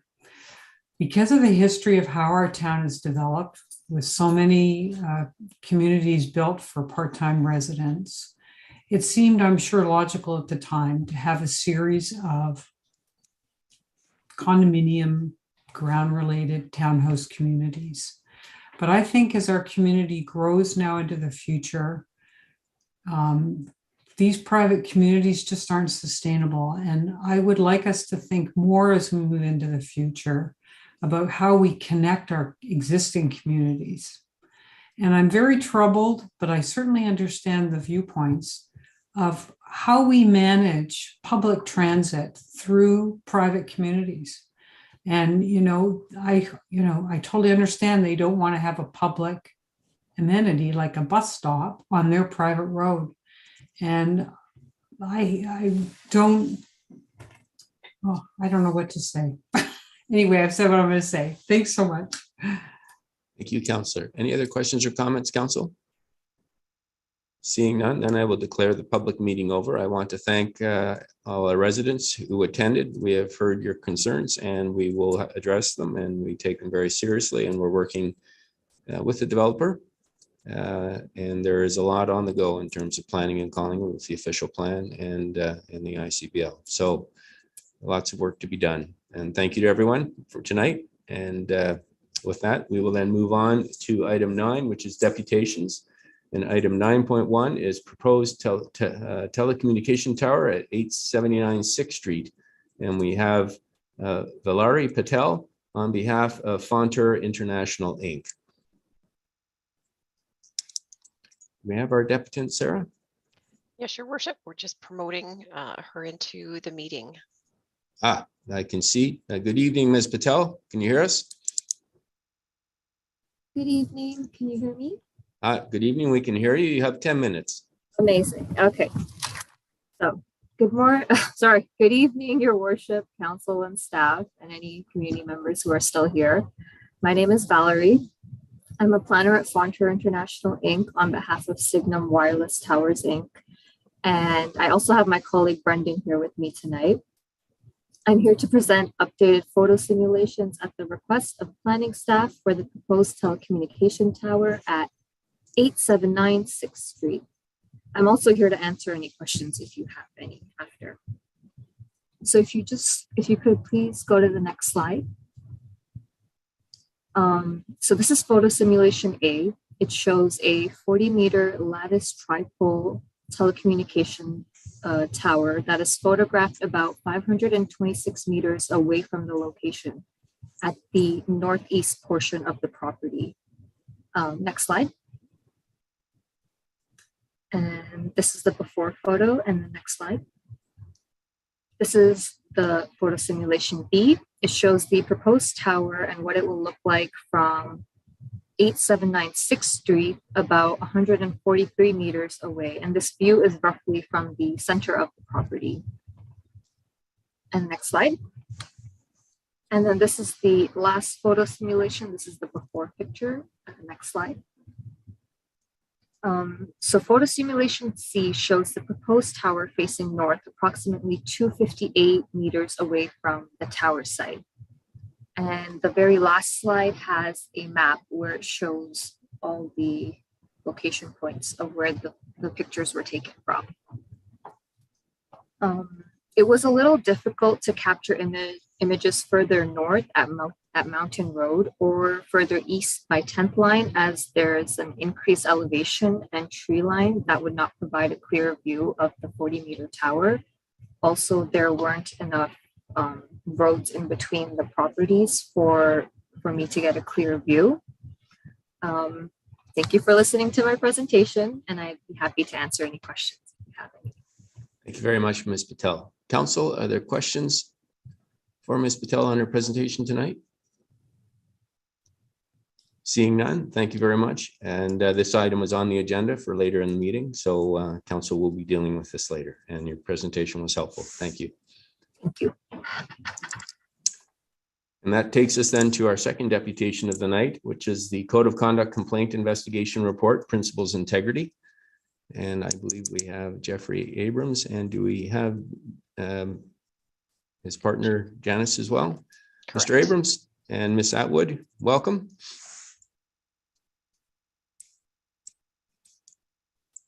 Thank you very much, Mr. Mayor. I just have to find my notes. There we are. I'm Jeff Abrams. Elsewhere on your screen is my partner, Janice Atwood-Petkovsky. Thank you very much for allowing us to make some introductory remarks to the report that's before you this evening. As we describe in the report, this matter has, and I'll use the word, escalated. It became escalated because former Councillor Comey could have acknowledged a misstep immediately upon the matter occurring. She did not, and was in addition dismissive in her social media posting that day. Her stance led to a majority of council's members to conclude that the making of a complaint to us was necessary in order to have this issue properly addressed. And at this point, let me take the opportunity to apologize to Councillor Berman, whose name inadvertently was left out of the list of councillors who were complainants. And the matter escalated through then Councillor Comey's manner of responding in the course of our review. The matter we speak of for the public's information is about Ms. Comey's technical breach of her conduct obligations by allowing her child to momentarily walk in on, a closed session meeting of council that was being held virtually. A meeting, ironically, where council members' responsibility in closed session were being discussed. The breach itself was inconsequential. It could have been remedied by an acknowledgement and a genuine apology, whether immediately, when it was raised with her in the meeting, or at any point in our investigation.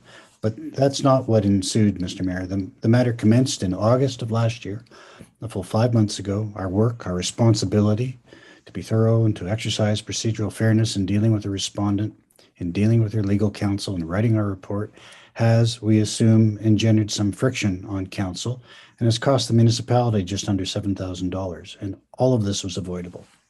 But let's take a more precise view, if we may, at what underlies the issue. The town of Collingwood has put an emphasis on good governance, on accountability, and on transparency. These have been embedded in the municipality's strategic objectives. But writing policy and developing codes and having the right bylaws in place is only the beginning. What is required, we respectfully submit, is the establishment of a culture of good governance and ethical compliance. where there is an understanding by everyone involved that the rules you've developed and adopted are important to serving the community well. The preamble to the Code of Conduct says as much. Ms. Comey's response to the concern, both immediately and through the investigation, was to take what we would describe as an adversarial approach. In preparing for tonight, and forgive me for this personal indulgence, I was thinking of my karate career, which regrettably is fading into the distant past. It was part of our culture. Every time we trained on technique with another person, every time we sparred, that we would bow to each other. That bow was the most important skill I learned in karate because it signaled an acknowledgement that there were rules of engagement. It signaled a consent to be part of a thing which might actually cause physical pain.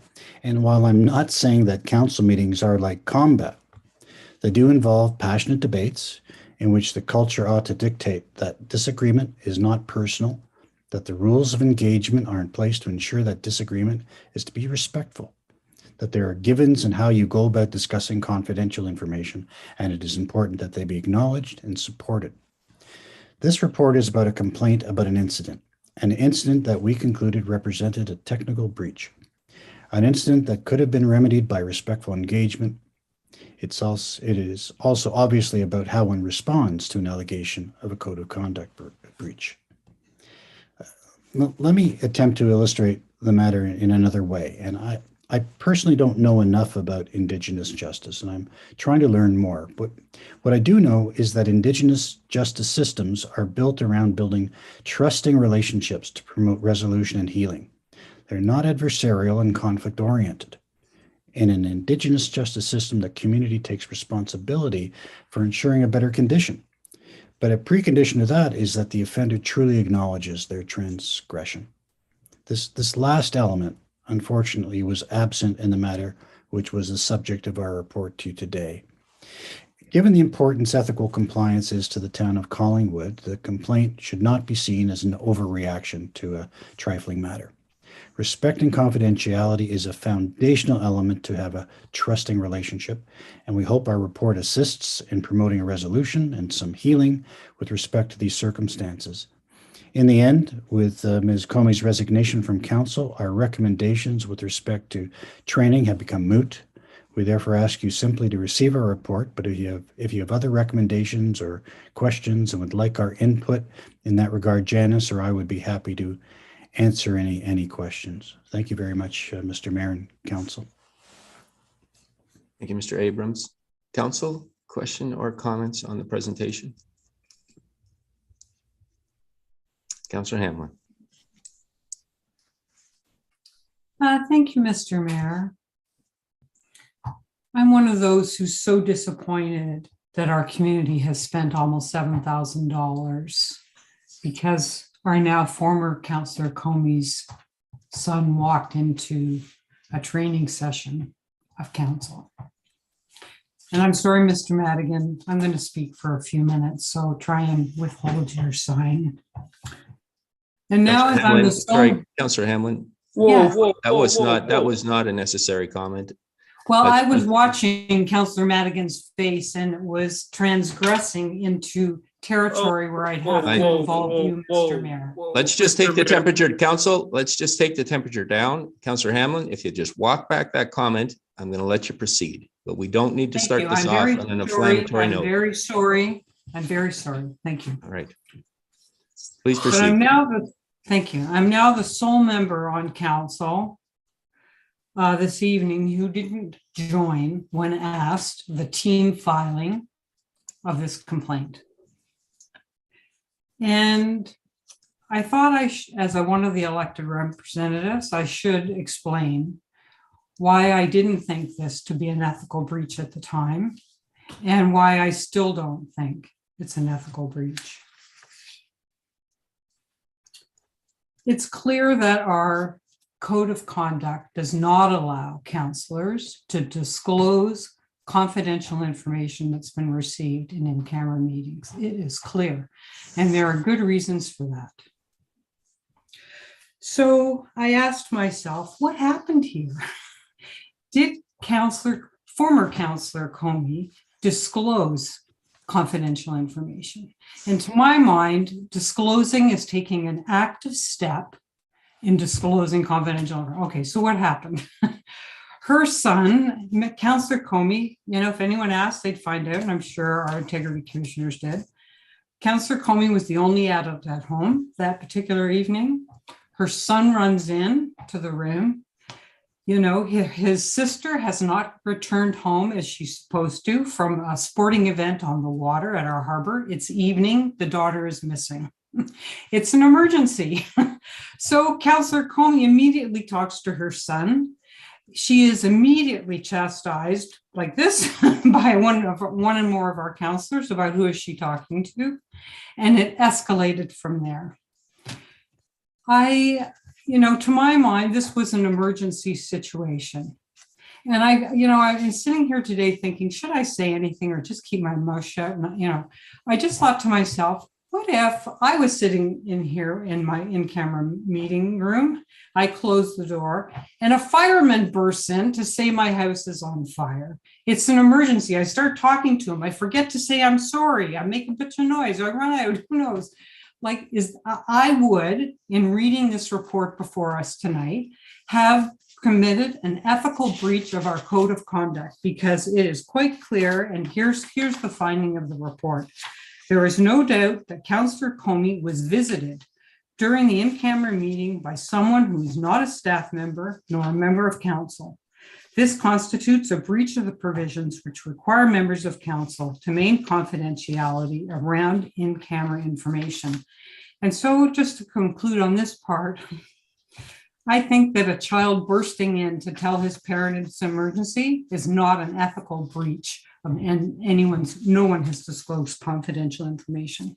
And the second reason, Mr. Mayor, if I may just say briefly, what were we doing there that night? We were in a training session to learn how do we handle in-camera meetings in our homes. And to my mind, when this happened, I thought, isn't this a perfect opportunity as an example of how to handle it? We hadn't even got into the meat of the meeting yet about what is the appropriate way to handle these kind of things. We had no lessons, we had no training, no nothing. And this was exactly why we were having that session. And since then, and it's noted in the report of our integrity commissioner, that we've put into our in-camera agendas a comment, now if I can find it, but anyway, in essence, it says, don't forget councillors, you're in an in-camera meeting, have your headphones nearby, close your doors, do all the things you should be doing.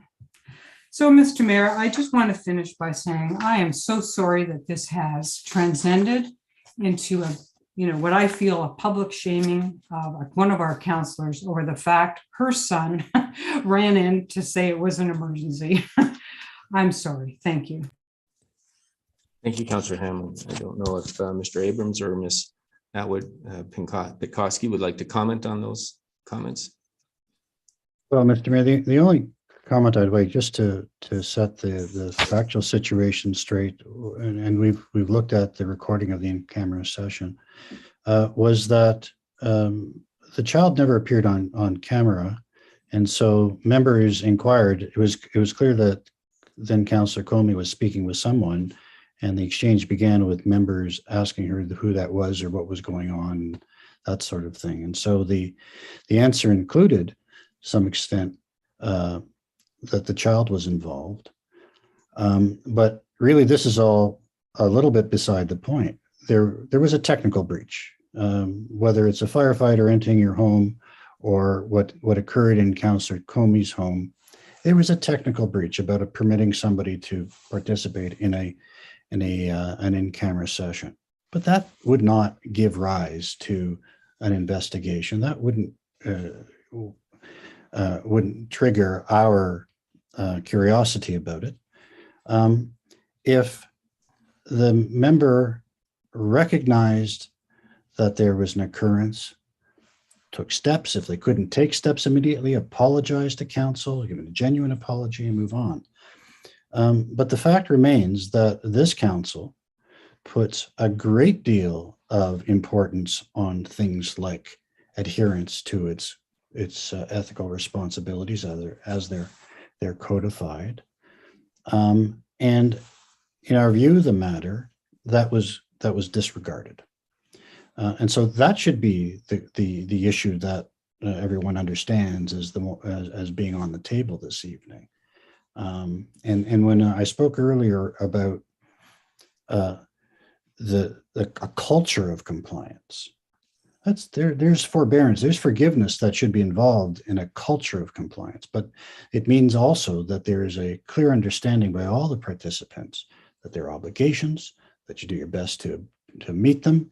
If you can't meet them, you offer a conciliatory apology or a rationale for why they weren't met. And that did not occur in this case. From the beginning, certainly from your perspective, those who complained about it, and from our perspective, when we sought Councillor Comey's responses, some of which are on the agenda, that she's placed on the agenda today, including her solicitors, we did not see those as conciliatory. In fact, we saw them as adversarial and not quite to the point. Yes, this was a trifling matter.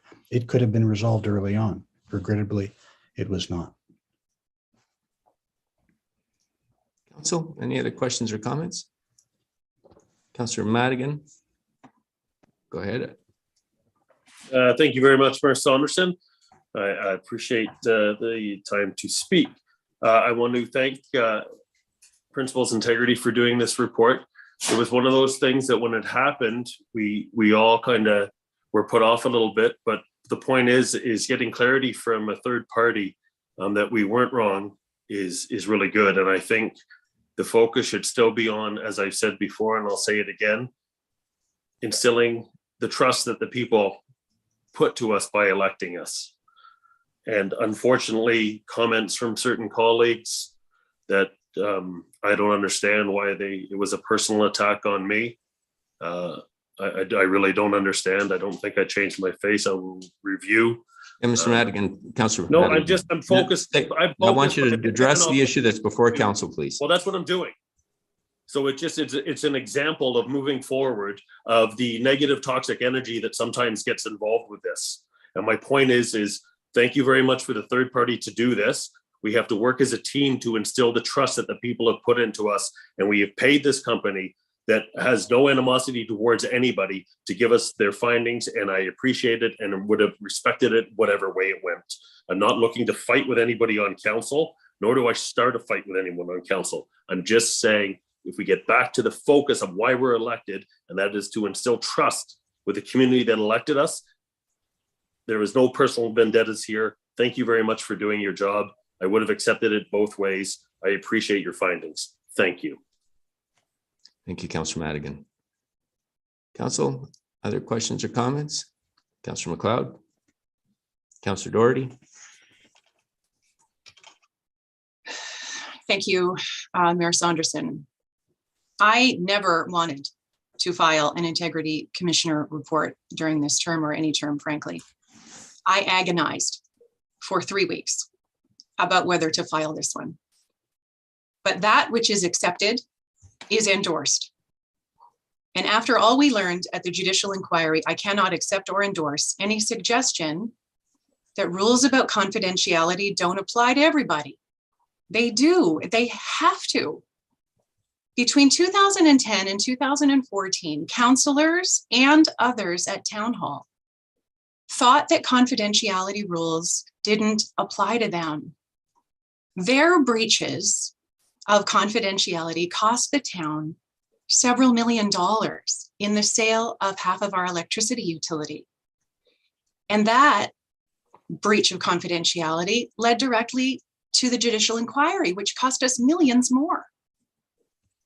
The training session that was being held on July 19th for this council was a direct result of new confidentiality breaches.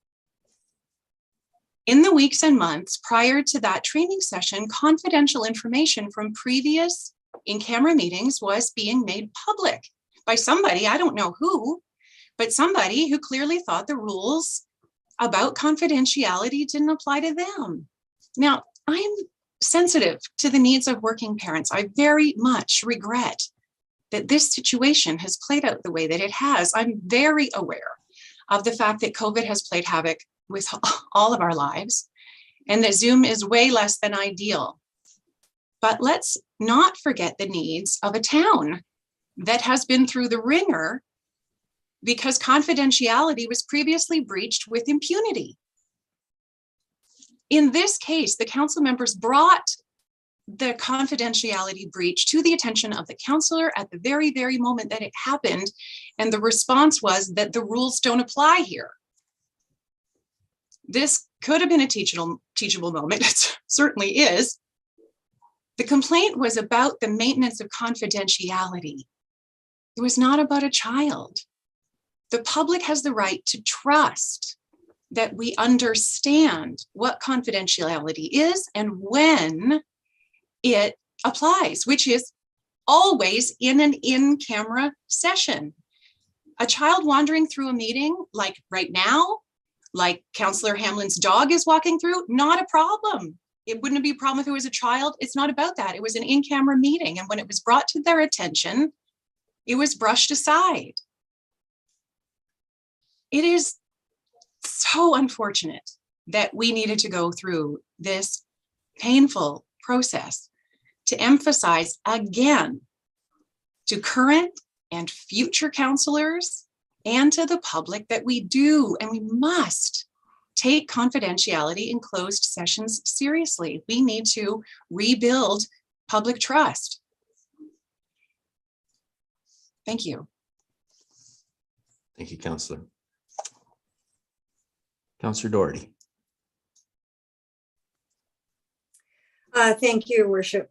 There's not a whole lot that I actually can add to what Councillor MacLeod just said, because I am in agreement with those principles.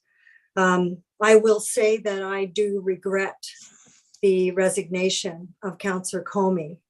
You know, in spite of the fact that it always takes 5 votes to pass a policy or a bylaw or a direction, Councillor Comey did bring a lot to the table and a lot to the town of Collingwood, and she will be missed. My concern actually, and I stated this in my affidavit, was not really because of what happened in camera. It was unfortunate that a child entered the room. It is very likely that the child did not hear nor had any understanding of what was being said. What was a concern to me was the reaction, and in particular the action after the meeting, which was to take to social media, which I felt was completely inappropriate.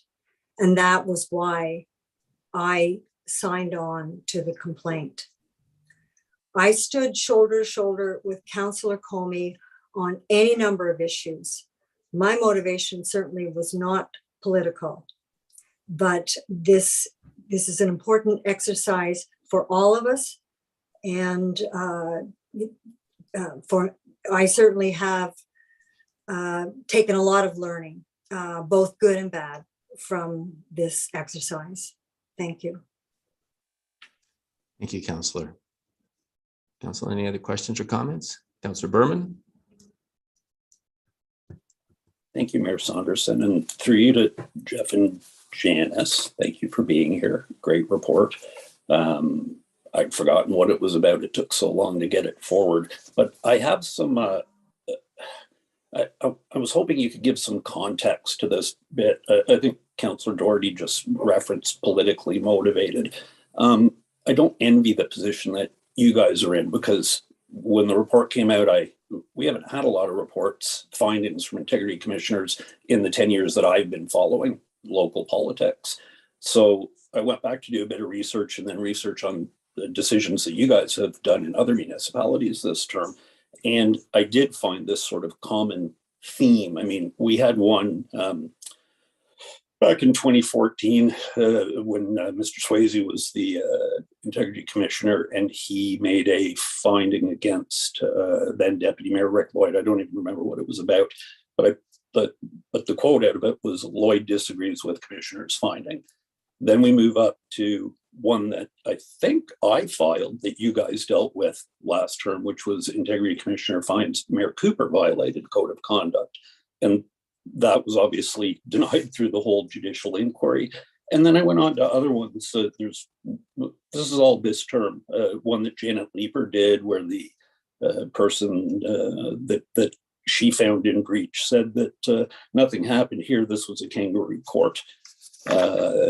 Then there was Barrie City Councillor that was found in breach, and he said that he thought it was politically motivated. Then there's stuff that you guys have dealt with. You dealt with three complaints, I think, you found against the person, and all three in Wasaga Beach.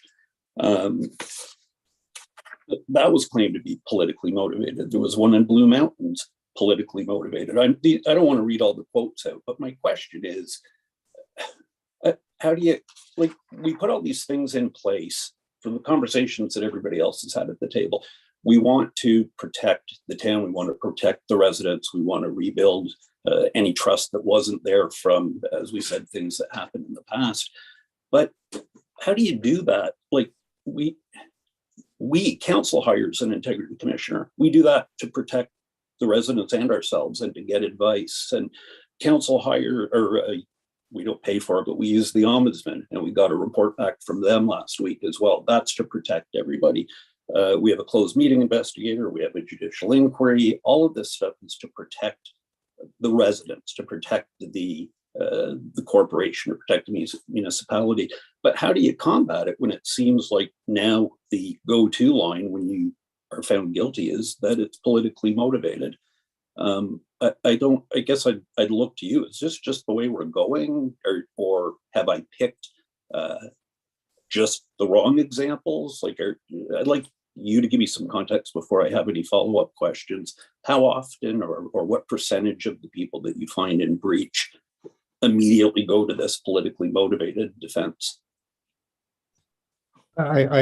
I don't think we have an exact number for you, but let me answer the question this way. Yeah, all of those accountability officers, including ourselves that the town retains, are independent. There's some feature of structural independence between ourselves and you folks as leaders of the municipality.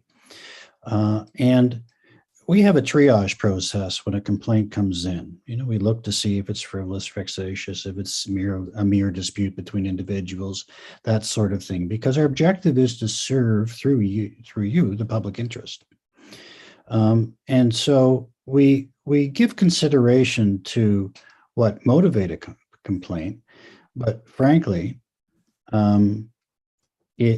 it's rarely the case that a complaint is brought against a person by their best friend. I mean, that I think is a rather truthful saying. And so it's often the case that there is some either a political concern or a personal concern, but that's filtered out through our triage process, because what's important to us is whether if on the face of the matter, if the facts alleged were proved to be true, would this result in a breach of the code of conduct, and would that be a meaningful breach? So we recognize that from time to time these things are brought, and there is a political flavor to them, but that really is filtered out in our triage process. In this matter, Councillor Comey did raise that as a factor, and we asked for particulars, and none were provided. So it was at the end of the day, it was a bare statement with nothing to support it. I hope, Mr. Mayor, to Councillor Berman, I hope that answers the question. Mr. Berman, follow up? Yes, please, and thank you. That did. So, I mean, I think what you're saying is that you found no evidence that this was politically motivated, and correct me if I'm wrong. Otherwise, if it was, it wouldn't have made it through to you following up and doing a report on it. You would have dismissed it if you felt it was just what's the word you use, vexatious complaint. Right. If a complaint is frivolous or vexatious and not in the public interest to pursue, we would not pursue it, and we would write a disposition and explain our conclusions. But it's not to say, just to correct you, it's not to say that a complaint that might have some political motivation to it would be filtered out. In this case, the allegation was made. We asked for something to substantiate it, and none was provided. Okay, thank you. Through Mayor Saunders. And then next question would be the first, I shouldn't say the first, but the subheadline in one of the news stories that came out about this. It says, Comey's son interrupted confidential Zoom meeting, prompting complaints, commissioner's report called situation mountain from a molehill. So the two rhetorical questions, because one you've answered already, is acknowledging that we didn't know it was her son other than her word. And I have no reason to doubt that, but we never saw the child. So we just took her at her word for that. And I do still take her at her word. And I do agree with you that the simple apology or moving on, we wouldn't be having this conversation now. But the second thing, because of the way it was written, it says commissioner's report calls situation mountain from a molehill. And I think that for a lot of the people on social media that don't get past the headline, it didn't differentiate. The people didn't read the report. Your reference to a mountain out of a molehill was exactly what you described. It was Councillor Comey that's made, in your opinion, the mountain out of the molehill by stretching this out for 6 months. I think I had two more quick clarifications from you. Did you, the other local paper said today, the headline was former Collingwood councillor says complaints to integrity commissioner were politically motivated. There's a lot of references to bullying, claims of bullying, not by Councillor Comey that I've read, but by her supporters. Can I ask if you saw anything in your investigation that led you to believe that she was being bullied? Because that's the first I'd heard about it. Straight bullied by her colleagues on council, is that? Mm-hmm. Yeah, no, there was no evidence of that. Okay. Okay, thank you. That's all my questions. Councillor Jeffrey. So thank you, Mayor Saunderson, and really just to add what Councillors McLeod, Doherty, and Berman have expressed, my only request for clarification may perhaps go through to the clerk as opposed to principals. I appreciated the report, and actually it had been so long, I kind of thought my mind it had been handled as it needed to be handled, and we weren't going to hear anymore. So I did appreciate understanding the delay and why it was so long in coming back to us. But in terms of our ability and our availability to training as to the governance and in-camera meetings and code of conduct, that was not restricted to just that one meeting. We have had previous opportunities to engage, and I would just like the clerk to confirm. I'd hate the public to think we waited till year 3 become familiar with in-camera rules and our code and behavior responsibilities for the public trust. And that's my only question through you, Mayor Saunderson. Thank you. Clerk Almas. Thank you, Your Worship. To answer Councillor Jeffrey's question, that is correct. Obviously, when council is onboarded, we do a very detailed orientation, even have principals integrity attend and provide, their detailed expertise and knowledge in educating council on their obligations under the Code of Conduct and Conflict of Interest Act. But throughout the various years on council's terms, we try to focus on, various areas for training, and this was a supplemental training. Any follow-up, Councillor Jeffrey? No, thank you very much. Thank you. And I guess to add to that, we, in the wake of the judicial inquiry, are now renewing our oath of office annually. I think, is that right, Clerk Almas? Sorry, Your Worship, I believe the affirmation of the Code of Conduct as well, I think was what was identified. Okay. Thank you. I think everyone's had an opportunity to speak. I just have two follow-up questions, really. And the first being that had this situation obviously occurred an open session, we wouldn't be having this discussion today. That it was only because it was during an in-camera proceeding. That's correct, Mr. Mayor. This is entirely about the triggering event was the meeting held in closed session for training purposes. And I noted in Councillor Comey's lawyer's submissions and in the statement earlier tonight, there was basically an inference of no harm, no foul. In other words, if the information doesn't find its way into somebody's hands and used inappropriately, then there's no breach. The breach of confidentiality, does it require some harm or that the information get anywhere in the public, or is the fact of the breach in itself constitute a code infraction? Oh no, it's quite clearly there is no harms test to this. It's a cardinal rule of municipal councils that they protect the integrity of their closed session meetings, and that was the genesis of this report. It's often quite unknown who and where and how others might get the information that is being discussed in closed session. That's why it's so important that members of council adhere to their obligation not to share it, and then in the age of virtual meetings to take care not to allow others to participate in the meeting. Okay, thank you for that clarification. So there is a resolution, and I'm going to read that in, and the resolution reads, Councillor McLeod, you have a follow-up? Sorry, yes, just one, because there has been more than once in this conversation been mentioned that Councillor Comey has, since the report was released to her and the complainants, resigned. I just want to be clear, and the clerk, I think, can answer this because I haven't seen Councillor Comey's resignation letter.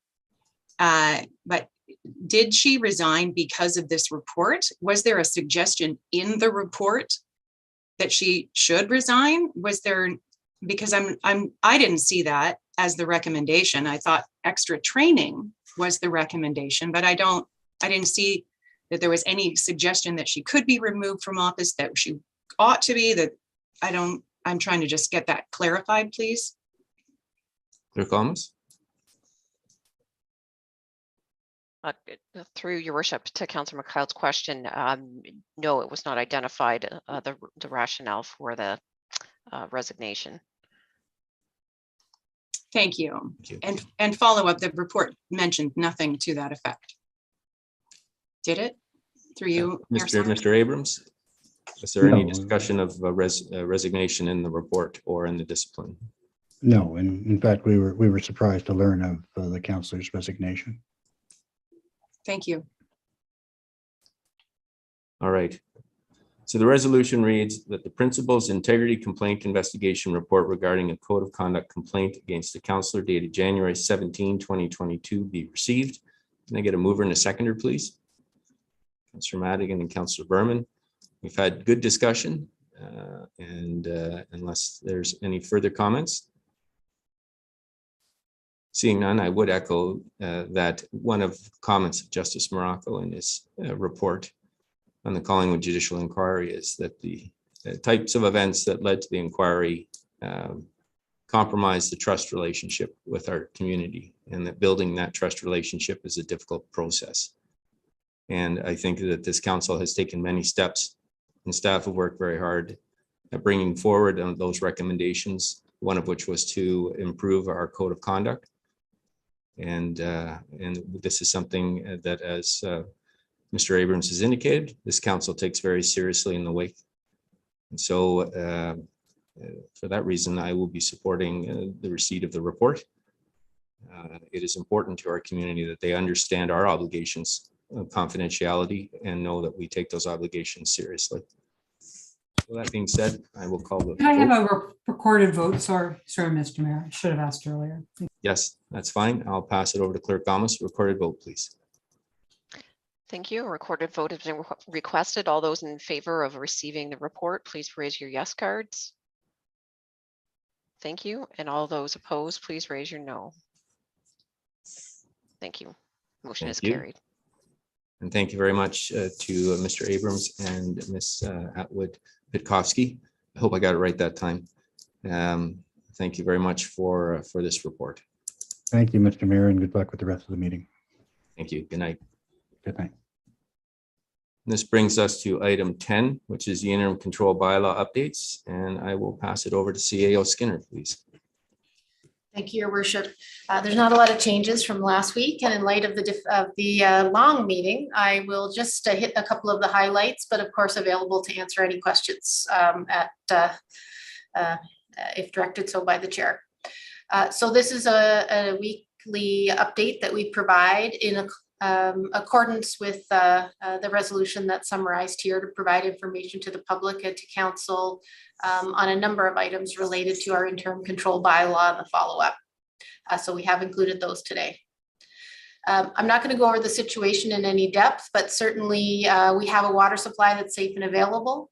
What we're looking at is the ability to manage that water supply until the new plant is completed, hopefully at the end of 2025 or early 2026. We do have council asking us to be very proactive and very transparent in seeking further capacity. Next slide, please. The first half of the presentation is about the water capacity update itself, so the technical treating of water. So we have the plant expansion well underway. We have the third-party review of chlorine finally picking up some speed. And I've had some CAO level discussions that continue with New Tecumseth. So we are hopefully narrowing in on something that can be presented to both councils with respect to a draft water supply agreement. Next slide, please.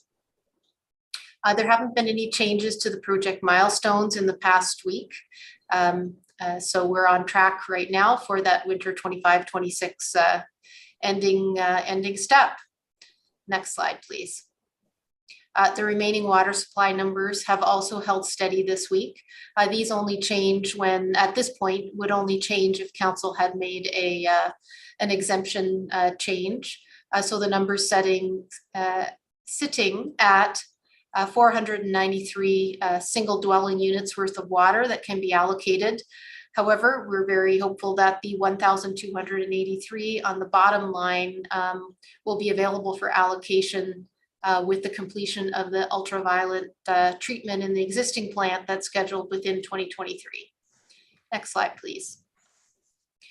We did have an exemptions process, and what that exemptions process did was it allowed people who were ready to move forward to ask council for an exemption to the existing interim control bylaw, and for council to make a thoughtful decision about what could move forward. So there were a number, quite a few developments that received the ability to get servicing this year. And in fact, we've stayed somewhat on track with the amount of development that was provided last year, although it was looked at through a different lens that did look at our ability to create a complete community. So that exemption process has been in place up till now. Next slide, please. The second half of this update is about the study that will help us move to the next stage. Next slide. So if you have very good eyes, or you get an offline copy of this presentation, you will see that we've not changed this detailed summary, but it shows we're now in this last week of January, and there's a couple of items that are now coming up in early February that I will briefly talk about on the next slide. So we've moved our next steps recommended to council, and council's agreed with this, that we will move into three paths. One's related to the official plan that I don't cover here. The second is about a draft servicing capacity allocation policy. So this is how developments will be assessed to determine if they are in fact helping us to develop a complete community. It was a request from the community that we have a second round, both the development community and the public. If you're interested in the types of development that will be prioritized in Collingwood going forward, you'll be warmly welcome to the two sessions on February 9th. So we have one for the development community specifically in the afternoon, and in the very early evening, there's a public session. And as well on the town's website under Engage Collingwood, there's an ability for folks to read the draft policy and provide any comments that you'd like to provide through that portal. As well, folks who've been following along will know that the third portion of this is an update to the town zoning bylaw, and public meetings public comments were accepted at a public meeting of council last week, and there will be a staff report coming back showing how those comments have been considered. The last day for appeals, it would be late March if we stay on the current schedule, and that would allow council to move into on time into a new process where water could be allocated going forward. However, if there are appeals, then we'll be back to talk with council and the public about an extension to the interim control bylaw moving forward. Next slide, please. There's some new pie charts here, and I'll give you a quick review. The pie charts are similar to those provided previously, but we thought it worthwhile to move the affordable housing part of the pie into its own category. If you'll recall, when council did do the exemptions previously, it was suggested that a number of single development units be reserved under this policy for affordable housing. And as such, it didn't seem correct as we reviewed the numbers to call them issued, no application, or under review, because they really are a bit of a special status in adding up to the 479 units. So we have provided a breakdown in the right side of this slide that shows all of the exempted units of water, which is 479 units of water. Almost 300 of those 479 are associated with building permits that have now been issued. There are 90 units of water for which no application has yet been received. And there are 62 units of water that's currently under review and has been submitted to the building department. And I won't go through the pie charts in any detail I have in the past, but this first one looks at the title's missing. I'm sorry, we'll have to fill that in later. There's two pie charts. One looks at the number of percent of building permits that have been applied that are in these various statuses, and the other one, which I think is the next slide, if you could please go there, is the number of projects that are in the various states. Some projects have multiple applications within them. So I'd have to clarify later in the meeting which pie chart is which. I can't quite place the titles as I speak. And with that, I will, I think that's the last slide. Yes, and with that, I'll turn it back to the chair. Thank you. Thank you, CAO. Council, any questions or comments on the presentation tonight? Seeing none, we'll move on to standing committee reports. Item 11.1, Standing Committee Report, Development and Operations Services Standing Committee of January 17, 2022. And the resolution reads that Council received the Development and Operations Services Standing Committee report from its meeting held January 17, 2022, and hereby approve the recommendations contained within the report as presented. And I think we're just receiving the report because the other two items were defeated. So I'll look to Chair Hamlin and Vice Chair Jeffrey to move that. And if there's any questions or comments, now's the time. Otherwise, I'll call the vote. All in favor, please. That is carried unanimously. Thank you. And then these are the items that were defeated, so they come without a recommendation. And 11.1.2 P2022-2 Radio Communications Tower Proposal 879 6th Street, file number D11-2020, which was defeated in a 2-all tie. And the first provision is that staff report P2022-2 Radio Communications Tower Proposal be received. and that council approve a concurrence for the radio communications tower proposed at 879 6th Street to be provided to Industry, Science and Economic Development Canada. Can I get I'll ask Chair Hamlin and Vice Chair Jeffrey, although I'm not sure you want to move that, Chair Hamlin. I think you voted against it, so I'll look for another mover then. So I'll have it moved by Vice Chair Jeffrey and seconded by Councillor Madigan. And I'll open the floor. We had the presentation earlier tonight. I don't know if staff wanted to add anything to what was said at the committee meeting. And if not, then I'll open the floor to questions or comments. Councillor Doherty. Thank you, Your Worship. And I was one of the votes against this telecommunications tower. And I will be very clear that I'm not opposed to a tower, and I'm not opposed to a tower in that location. What I was opposed to was the lack of effort by the proponent to what's the word I'm looking for? It's called a stealth tower, to Camouflage?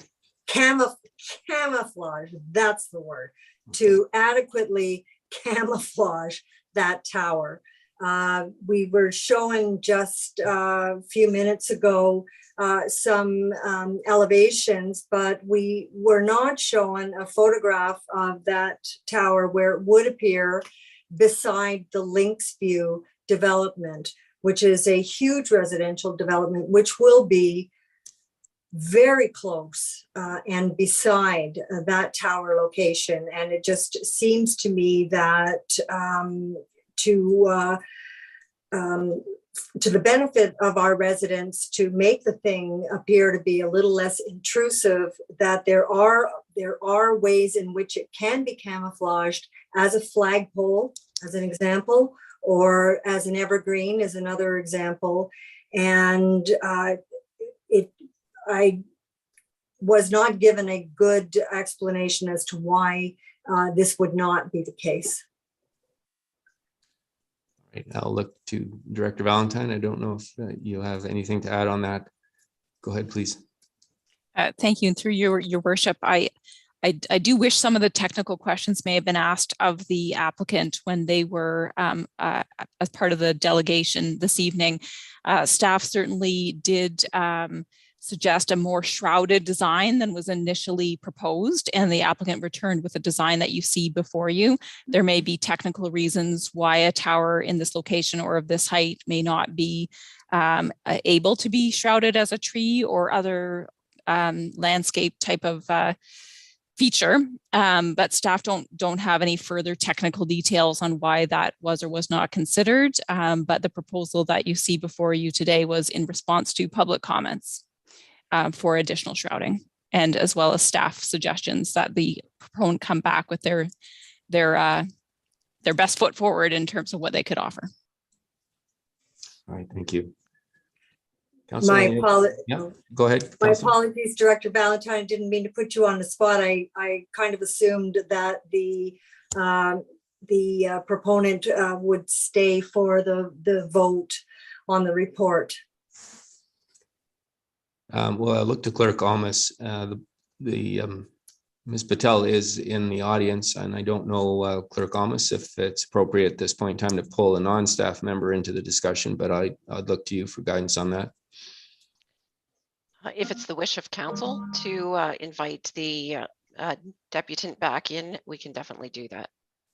All right, council, any objections to bringing Ms. Patel back? I'm not seeing any, so Ms. Almas, please invite her back.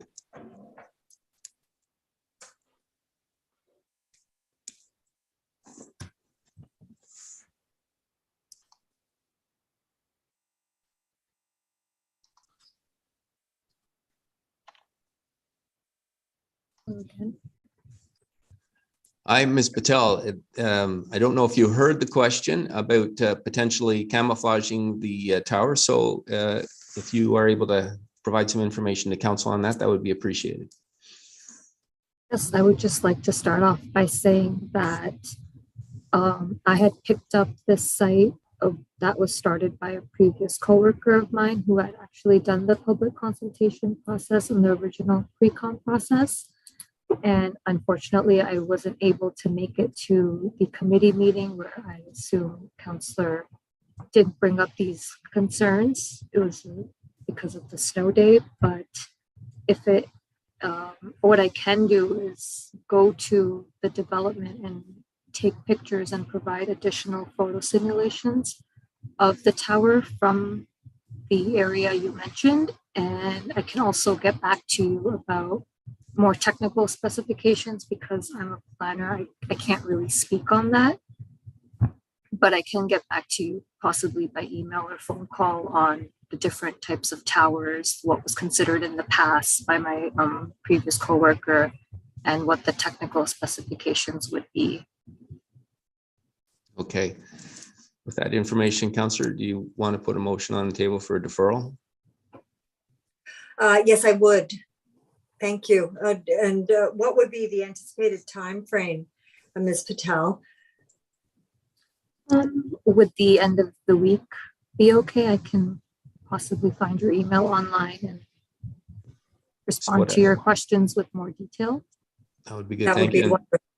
Perhaps what I would suggest on the deferral is that the questions, you come back with the answers, and looking at staff, it would come back to the Development and Operations Standing Committee and then maybe work its way back to council based on those answers and information. Would that be appropriate, Clerk Almas?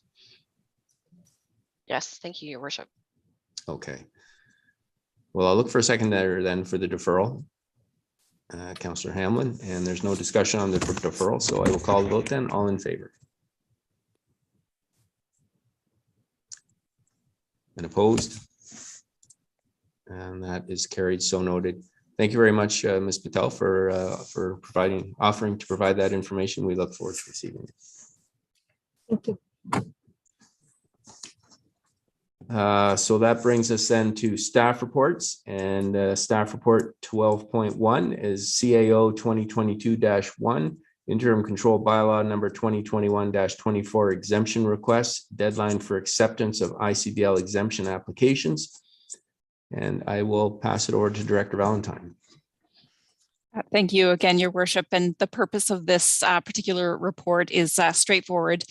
And it's a request to council to endorse setting a deadline for the submission of exemption requests under the interim control bylaw that would allow staff sufficient time to review such requests, followed by consideration of the requests in the committee and council cycle in March. And that would allow approximately 1 month as well for those requesters to apply for and receive the necessary building permits to advance their projects prior to the anticipated the expiry of the interim control bylaw on April the 26th. So in consideration of these factors, staff are recommending the deadline be set at February 14th, 2022.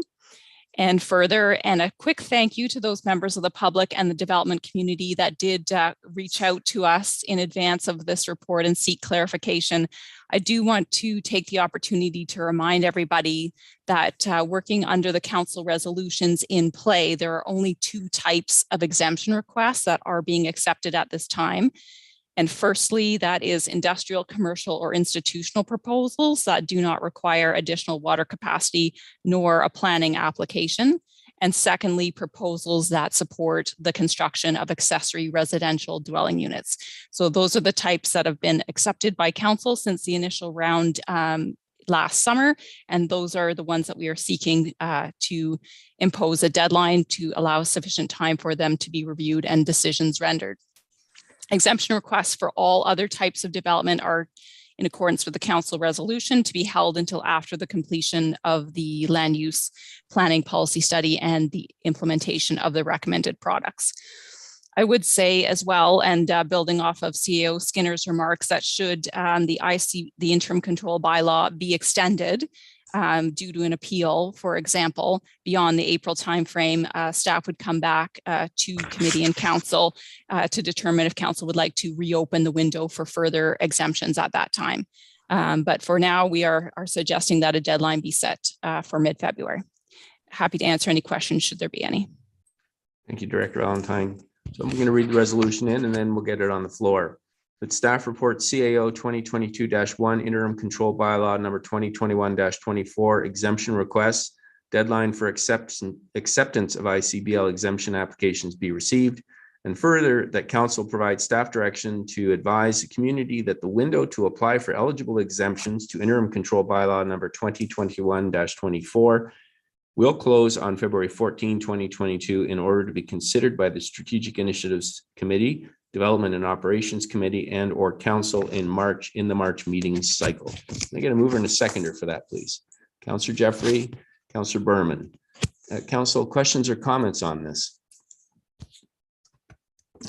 Seeing none, obviously a very informative report, and thank you as well to our community members that provided feedback on this important issue. So I will call the vote then. All in favor? And that is carried unanimously. That brings us then to 12.2 C 2022-2 filling of office vacancy, councillor re-resignation. And Clerk Almas, do you have a brief presentation? Yes, I do. Thank you, Your Worship. Thank you. So further to this report, we can just jump right into it. We just have a few short slides here. So the Municipal Act does outline the process on how we fill a seat that becomes vacant by a member of council and how it's required to be filled prior to the next municipal election. In the case of Councillor Comey, her written notice of resignation was provided to our office on January 21st, 2022. The Act requires this vacancy to be filled within 60 days of the seat being declared vacant. It was declared by council at your last regular meeting on the 24th, which requires the appointment to be filled by March the 24th. Next slide. Options to fill the vacancy as outlined in the Act is A, appointing a person who has consented to accept the office if appointed, or require a by-election to be held to fill the vacancy in accordance with the Municipal Act. When selecting a method to fill the vacancy, it's important to consider the circumstance at the time the vacancy occurred and to treat each vacancy independently. Next slide. Options require by-election to be held to fill the vacancy in accordance with the Municipal Election Act.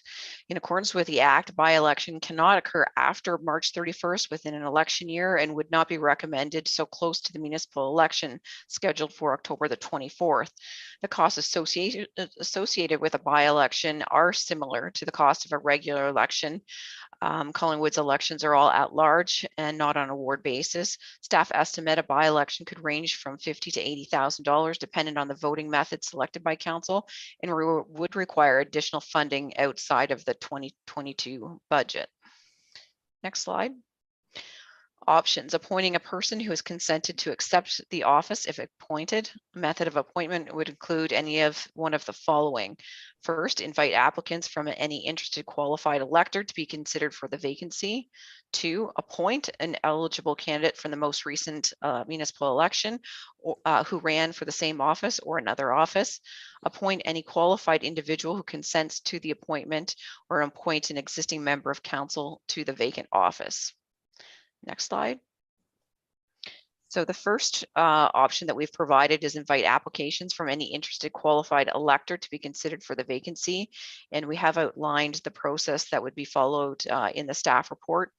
It would allow for any eligible elector to submit an application to the clerk of their interest in filling the vacancy. Notice would be provided to the public of the vacancy and how to submit the application. All applications would be reviewed by the clerk to ensure that the eligibility of the applicant, obviously it has to meets the requirement of the Municipal Act. A special meeting of council would be called to consider the applications in open session, allowing each candidate an opportunity to speak to council to their interest and qualifications in filling the vacancy, and voting would occur as provided in the draft procedure that was identified. Next slide. Second option that we put forward is appointing an eligible candidate for the most recent municipal election who ran for the same office or another office. Council would select a name from the certified list of candidates from the 2018 municipal election. A special meeting of council would be held to consider the applicants in closed session, after which time the clerk would contact the candidate to ensure that he or she still meets the eligibility requirements and seek acceptance of the appointment from the candidate prior to being named at a public meeting. If the candidate consents to the appointment and a declaration of qualifications is provided to the clerk, a bylaw to consider the appointment would be provided at an open meeting of council. The third option that we investigated is appoint any other qualified individual who consents to the appointment. This provides council the ability to appoint a specific individual, such as an actively engaged community member, without going through an application process. And again, the appointment of the individual would follow the same process as outlined in option 2, again, requiring the confirmation that the individual is eligible and consents to the appointment. The fourth option that we put forward would be appointing an existing member of council to the vacant office. This option provides an opportunity to promote an existing council member to a higher position, such as mayor or deputy mayor, should those seats become vacant. As this vacancy is to fill the councillor seat, this option is not applicable unless the mayor or the deputy mayor wish to relinquish their current office and accept the appointment to the role of councillor. I can confirm that I have spoken with both Mayor Saunderson and Deputy Mayor Hall, and they both have indicated that they do not wish to relinquish their current office. Next slide, questions. And I can confirm that as of today, we have received 2 letters of interest or expressions of interest from 2 members of the public. Thank you, Sarah. I'm going to open the floor to questions before I put the motion on the floor, because there are a number of options. So, Council, any questions or comments on the report we just received? Seeing none, then we'll go right into it then. And the motion reads that staff report C 2022-2, filling of office vacancy, councillor re-resignation be received. And further, the council authorize staff to immediately proceed with one of the following options to fill the vacancy by appointment. Option 1, invite applications from any interested qualified elector to be considered for the vacancy and approve the appointment procedure attached here too. Option 2, appoint an eligible candidate from the most recent municipal election, 2018, who ran for the same office or another office. Option 3, appoint any other qualified individual who consents to the appointment. Or option 4, appoint an existing member of council to the vacant office. Clerk Almas. I should say that I was remiss in noting in the options the by-election. So the by-election remains an option. It does require budget, and it will require the clerk's department to basically suspend any regular activities that we do to focus on proceeding with a by-election, if that's the choice. All right, so would it be good for me then to add an option 5, the holding of a by-election? Well, the motion, whoever is the mover and seconder, would put forward only one option. So that would be an option that they could consider. Okay. Councillor Jeffrey, go ahead. Thank you, Mayor Saunderson. I would like to propose option 1, please. All right, thank you. I'll get a seconder. Councillor Madigan, are there any questions or comments on option 1, Council? Councillor Berman. Thank you, Mayor Saunderson. I totally support option 1. I was so glad to see that that was the option. If I'm not mistaken, it's the option that Town of Blue Mountains used a few weeks ago. I'm looking for the clerk to nod, maybe. And it's also the option that Wasaga used last term to fill their vacant seat.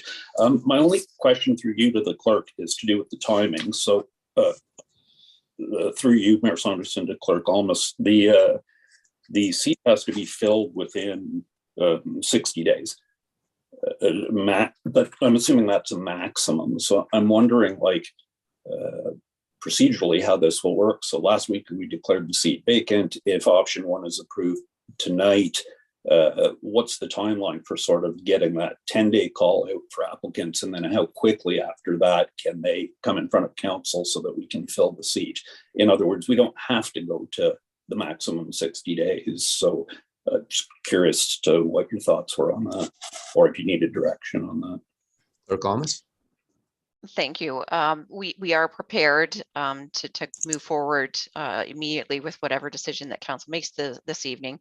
And again, we'll have the call out, obviously compile the information, ensure that they're qualified electors that have submitted their names.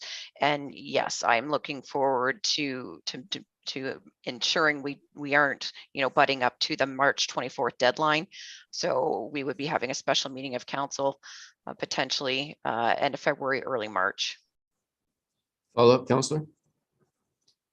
All right, any other questions or comments, Council? Councilor McLeod. Thank you. Just by way of clarification, if we vote, regardless of what choice is made this evening, what we have before us as well as a draft procedure. And this was created for this particular circumstance. We don't have a procedure in general that's on the books, or do we need to pass this as here are the options henceforth, or what do we? I'm curious to know why this is a draft procedure. Clerk Almas. Certainly, thank you, Your Worship. To answer the question, staff did canvass a number of municipalities that have undertaken a review of a council vacancy position, and it's best practice to have a procedure in place. And the one that was drafted was looking at a variety of procedures. I believe this one was formulated similar to what the city of Barrie used, only using a more public facing, accountable, transparent type of position, and doing it all in open session. And that's why we put forward the procedure as we've recommended. Follow up, Councilor. Yes, and so if we, regardless of what option is chosen this evening, are we accepting this? Are we approving this draft procedure as well? Clerk Almas. That's what we were recommending, correct? Thank you. I just wanted to be sure I knew what we're doing. Thanks. Thank you. Questions or comments, Council? We have option 1 on the floor. Seeing none, and I'm going to call the vote. All in favor? And that is passed unanimously. Thank you.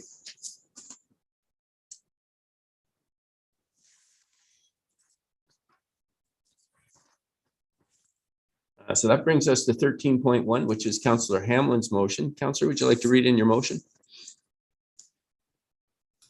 Yes, thank you, Mr. Mayor. I'm happy to. That's right. Councillor Doherty, a question? Thank you. Excuse me for interrupting, Councillor Hamlin. I'm just wondering if we could have a short break. Yes, it's now 11 minutes to 8. Let's resume at 8 p.m. Okay. Thank you.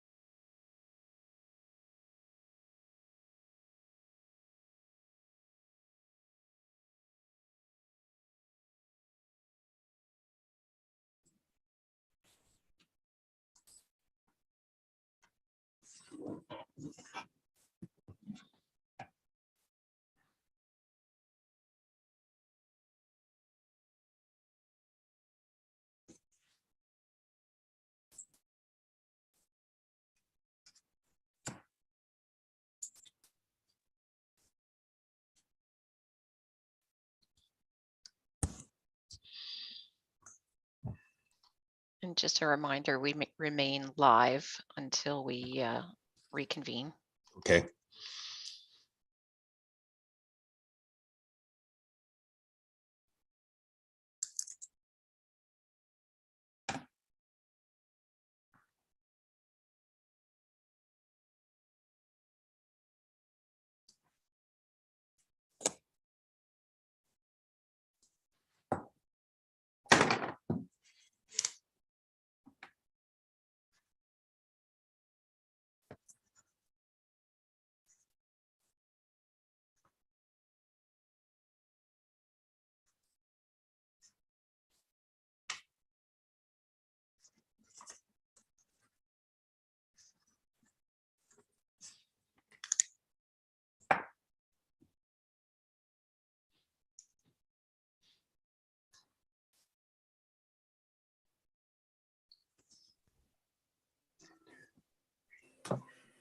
Thanks for that, Mayor.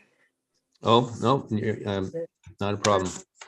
My leg's killing me. I needed to be able to stand up for a minute. Yeah, well, I can lend you my camera here so that you can stand up. When I had my niece give me grief for Christmas, CEO Skinner helpfully got me a stand-up camera so I could do half the meeting standing up and half the meeting sitting down. Well, that's a great idea. Yeah, so although you might get tired on your crutches. So I think we have 1, 2, 3, 4, 5, 6. I see Councillor Madigan. That would be it, and 7, right? 1, 2, 3, 4, 5, 6, 7. Good, we've got 7. All right, Council, I'm going to call us back to order and pass it over to Councillor Hammond. Thank you. Yes, I'll read in the motion at paragraph 13.1. Whereas Council supports encouraging a broader pool of candidates for Council and committees, including individuals with school-aged children and younger adults, and whereas the holding of Council Standing Committee and other committee and board meetings during regular school holidays creates potential scheduling and daycare challenges that could discourage such candidates from standing for election. Therefore, be it resolved that staff prepare the necessary amendments to the procedural bylaw to not hold or schedule regular meetings of Council, Standing Committee, or other committees and boards on a date that coincides with a regular Simcoe County District School Board holiday, inclusive of the December holiday break and spring break that generally occurs in March, and that these changes be reflected in the 2022 Town of Collingwood meeting schedule pending the approval of the amending bylaw. Thank you, Councillor. Clerk Almus.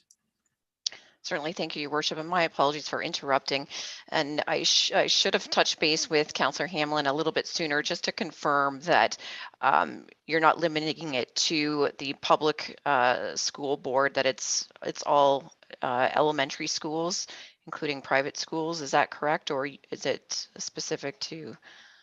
You know, thank you, Clerk Almus, through you, Mr. Mayor, for raising this. I actually, had this debate with myself, and I came to no conclusion. My question was whether the separate school boards have the same holiday schedule, but I ended up thinking that they did.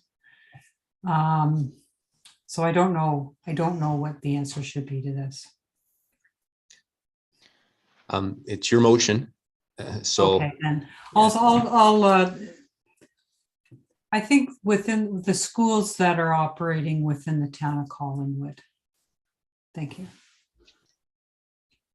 Go ahead, Clerk Almus. Sorry, just one last clarification. The motion does speak to inclusive of the December holiday break and the spring break, but it excludes any of the other holidays. Is that correct?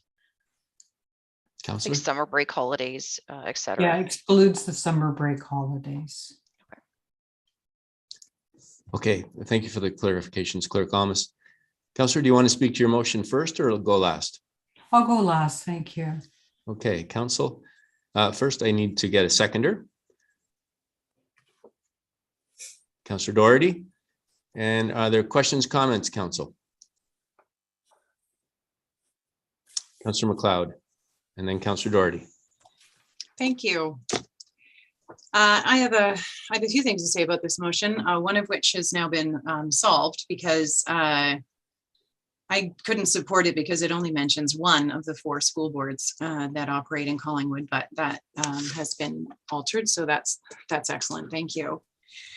My second objection to this motion is that it changes our procedural bylaw.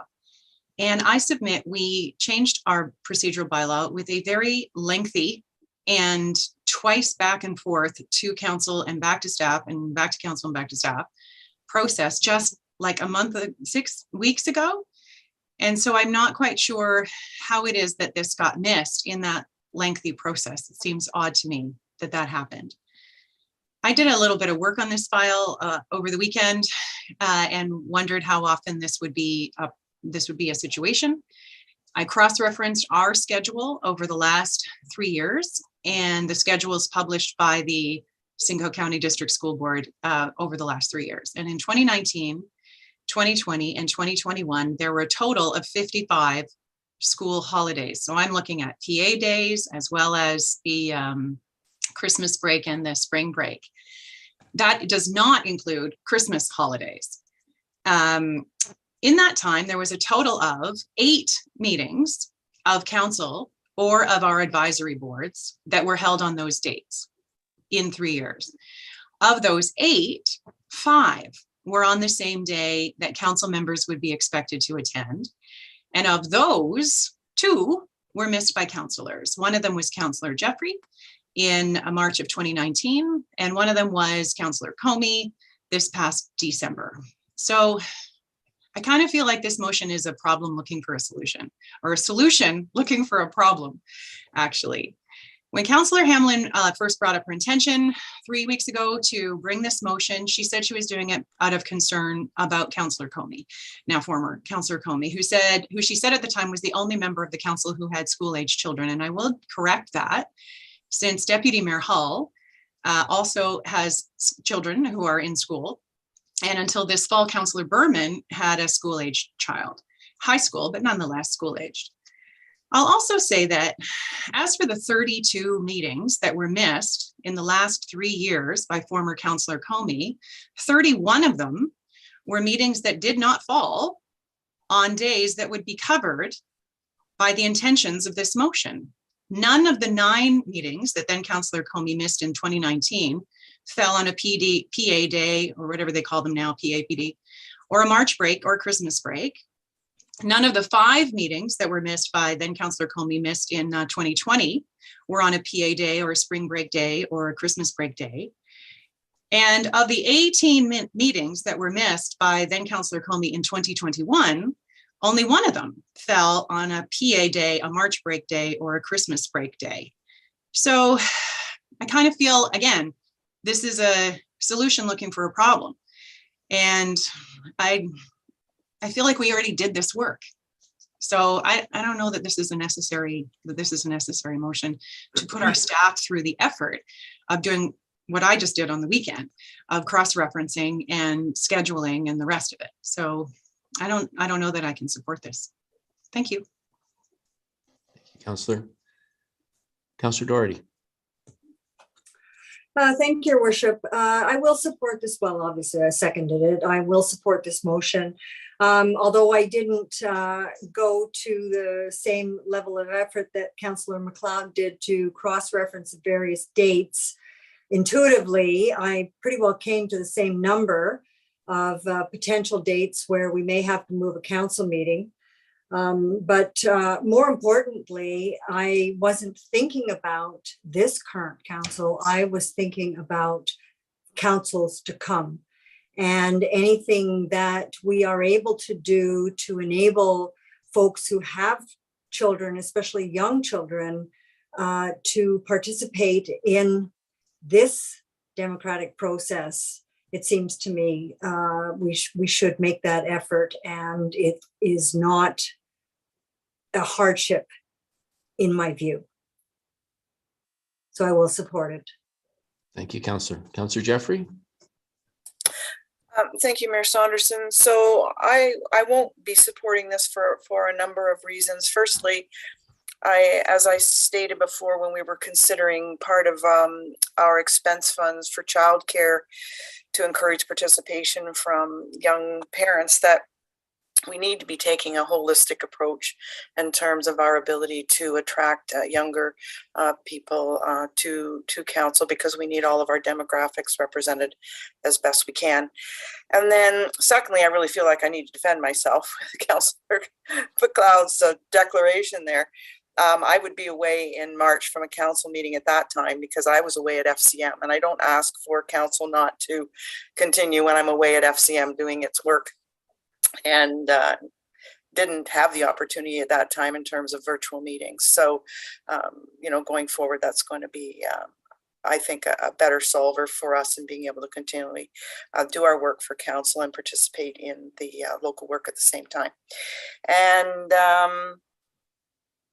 I just really think, for me as a person, one of the people on council who's still working, we are shoving so many meetings into daytime hours when I'm working. If we eliminate more dates where we can have evening meetings, you're going to have to start considering how to keep working people on council, because I'm taking a lot of days away from my business, and I don't regret 1 minute of it, but there's only so much a working person can do, and then you do have to start missing. So those are the reasons. I just think we need a bigger picture discussion in terms of our meetings and things. So that's my input. Thank you, Councillor Jeffrey. Councillor Berman. Thank you, Mayor Saunderson. I had 2 points I wanted to make. Number one was sort of addressed with Councillor McLeod's comments, in that no one's holding us accountable when we as elected officials and adults decide that we can't make it to a meeting, and the absences for the 9 of us this term are all over the place. So, but I trust that we'll show up when we can and we miss it when we can't. But if this is going to be looked at down the road, my bigger concern was, I've heard which school boards mentioned a couple times. I've heard Christmas mentioned a couple times. I would want to run this by, and the only body I think of is the Unity Collective, to make sure that this isn't being, it isn't leaving out certain groups. Like, do I get Jewish holidays off? When we had CAO them in, do we shut down for Ramadan? It's either going to be inclusive or it's going to be up to us which meetings we miss. So I get Councillor Hamlin's intent, but I don't think this is the way to go about doing it. Councillor Madigan. Thank you. Well, we might as well round it off with everyone speaking to this point. Why not? I thought it was pretty self-explanatory. I think we're elected to serve whenever we can, all the time we can. I've had personal issues with meetings on Tuesdays and Wednesdays. As Councillor Jeffrey said, being a working person owning businesses, there's certain days that I can't be there, and I acclimate and try to change. We've had people that sit on this council that say they're elected to work any day they're asked for, and I can appreciate some of the councillors' comments, but I will not be supporting this. When I first ran, I had public school age son and went all through high school. And I think this is people with school age children have run, and unfortunately just maybe haven't been the best candidates and haven't been elected. But we all have things that keep us up at night and keep us busy during the day and keep us busy during the night. And I don't think that we should be selective. We're an elected official for the whole community, and we should just do our best as adults to show up to the meetings. And when we can't make it, be understandable. But that's it. I think this serves a false narrative, and I don't think it has any benefit for the community as a whole. Thank you. I think everyone's had an opportunity to comment. I would say that I think the intention behind this motion is good. We've had a conversation about the daycare expenses and how we would accommodate that. But I think it's a very difficult topic, as pointed out from a number of perspectives in terms of how you become inclusive. And at the end of the day, this is this year it's $116 million operating and capital budget corporation, and we run to serve our community, knowing that we won't be able to attend every meeting. So finding a way to balance our schedules, our staff are always here, and with the demands of the job, and making sure that the town's business it continues unabated and in a timely manner. It's a difficult topic. So I think it's a discussion worth looking at and worth having. Making this particular amendment, I'm not sure that I'm comfortable with it at this time, given the total inclusion that we need to consider as we try work towards making this an inclusive council and workplace. So with that being said, I'll look to Councillor Hamlin. If you have any last comments, Councillor Hamlin. Yes, I do. Thank you, Mr. Mayor. That was a pretty resounding no thank you, except for Councillor Doherty, of course. But I do want to address some of the issues that were raised. Firstly, contrary to Councillor McLeod's suggestion that this motion was directed for Councillor Comey, the motion in fact reads, whereas council supports encouraging a broader pool of candidates for council. And this is my intent of bringing this motion.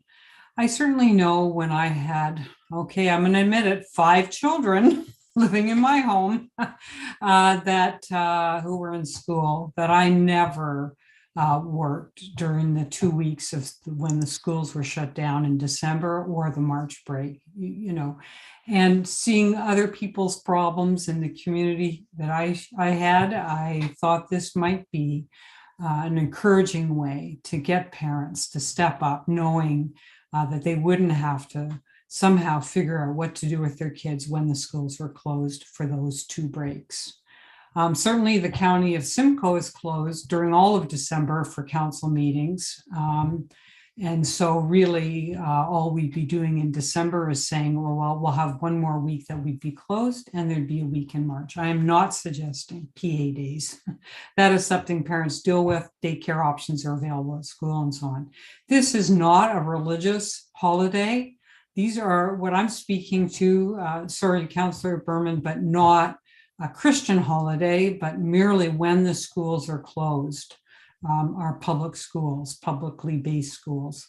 So that was the intent of that, just to make it clear. I do agree that a holistic approach would be wonderful. And I would applaud Councillor Jeffrey's suggestion that everything we can do to support parents to step forward and serve this community would be helpful, because let's face it, it's young people with families. They're the ones who have the stake in the community. They have decades ahead of them. They have kids who they want to grow to be the best they can in this community. And everything we can do to support that, holistically or not. And I would have thought this would be an easy first step. And with respect to adding more meetings into the day, that certainly wasn't my observation or thought as to what would happen. Rather, if we just would miss that week and the meeting would happen a different week, because we're talking 1 week in December and 1 week in March.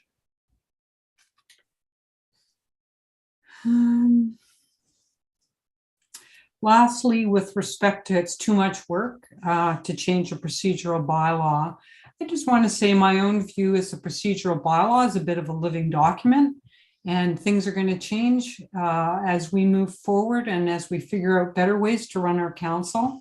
And I certainly wouldn't allow that in and of itself to hold up any way to we might see fit to make this council run better and better for our community. And those are my comments. Thank you. Thank you, Councillor. With that, then I will call the vote. All in favor? Opposed? And that is defeated. That brings us to item 13.2, which is a procedural bylaw amendment in the instance of a vacancy of the positions of both mayor and deputy mayor. Councillor Jeffrey. Thank you, Mayor Saunderson. Whereas procedural bylaw 2.5, absence of mayor, provides for the absence of the mayor or deputy mayor and does not address the vacancy of the office of the mayor or deputy mayor. And whereas procedural bylaw 2.5 does not take into consideration various qualifications in the best interests of the municipality, which can be very circumstance specific as it relates to alternate roles and responsibilities. And whereas a pillar of the community-based strategic plan is based on transparent and accountable local government committed to continuous improvement and enhancement of the public trust, therefore be it resolved that council direct the clerk to prepare an amendment to procedural bylaw 2021-090 to include a provision on how the temporary role and responsibilities of the mayor and deputy mayor are addressed if their seat becomes vacant, to provide for the county council alternate to assume the responsibilities of the vacant seat until another person is appointed, and in the event of a vacancy of both the mayor and deputy mayor offices, that the county council alternate assume the responsibilities of the mayor and provide council the authority to appoint a councillor to fill the temporary role of the deputy mayor as council deems appropriate and in the best interest of the municipality until such time as the vacancy can be filled in accordance with the Municipal Act 2001. And it's seconded by Councillor Berman. Thank you. And do you want to speak to it now or at the end? I'll open up the discussion. I think it sets it out pretty clearly in here that the procedural bylaw does not address the where we end up with both a mayor, the potential of both a mayor and a deputy mayor.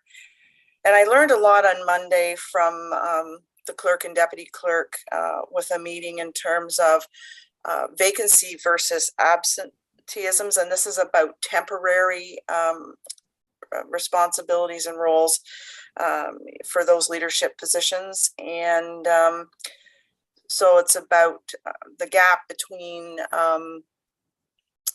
that we need something to get us to when the Municipal Act dictates how we need to fill those vacancies and short-term absences. So if I haven't explained anything clearly, I know Councillor Berman has a good handle on this as well, and the clerk can answer any of your questions, but I think it's really important that we address this.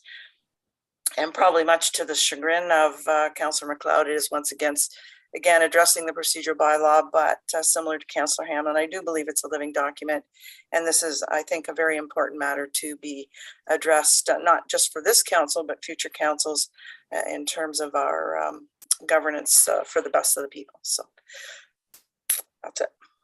Thank you, Councillor. Council questions or comments? Councillor Hamlin.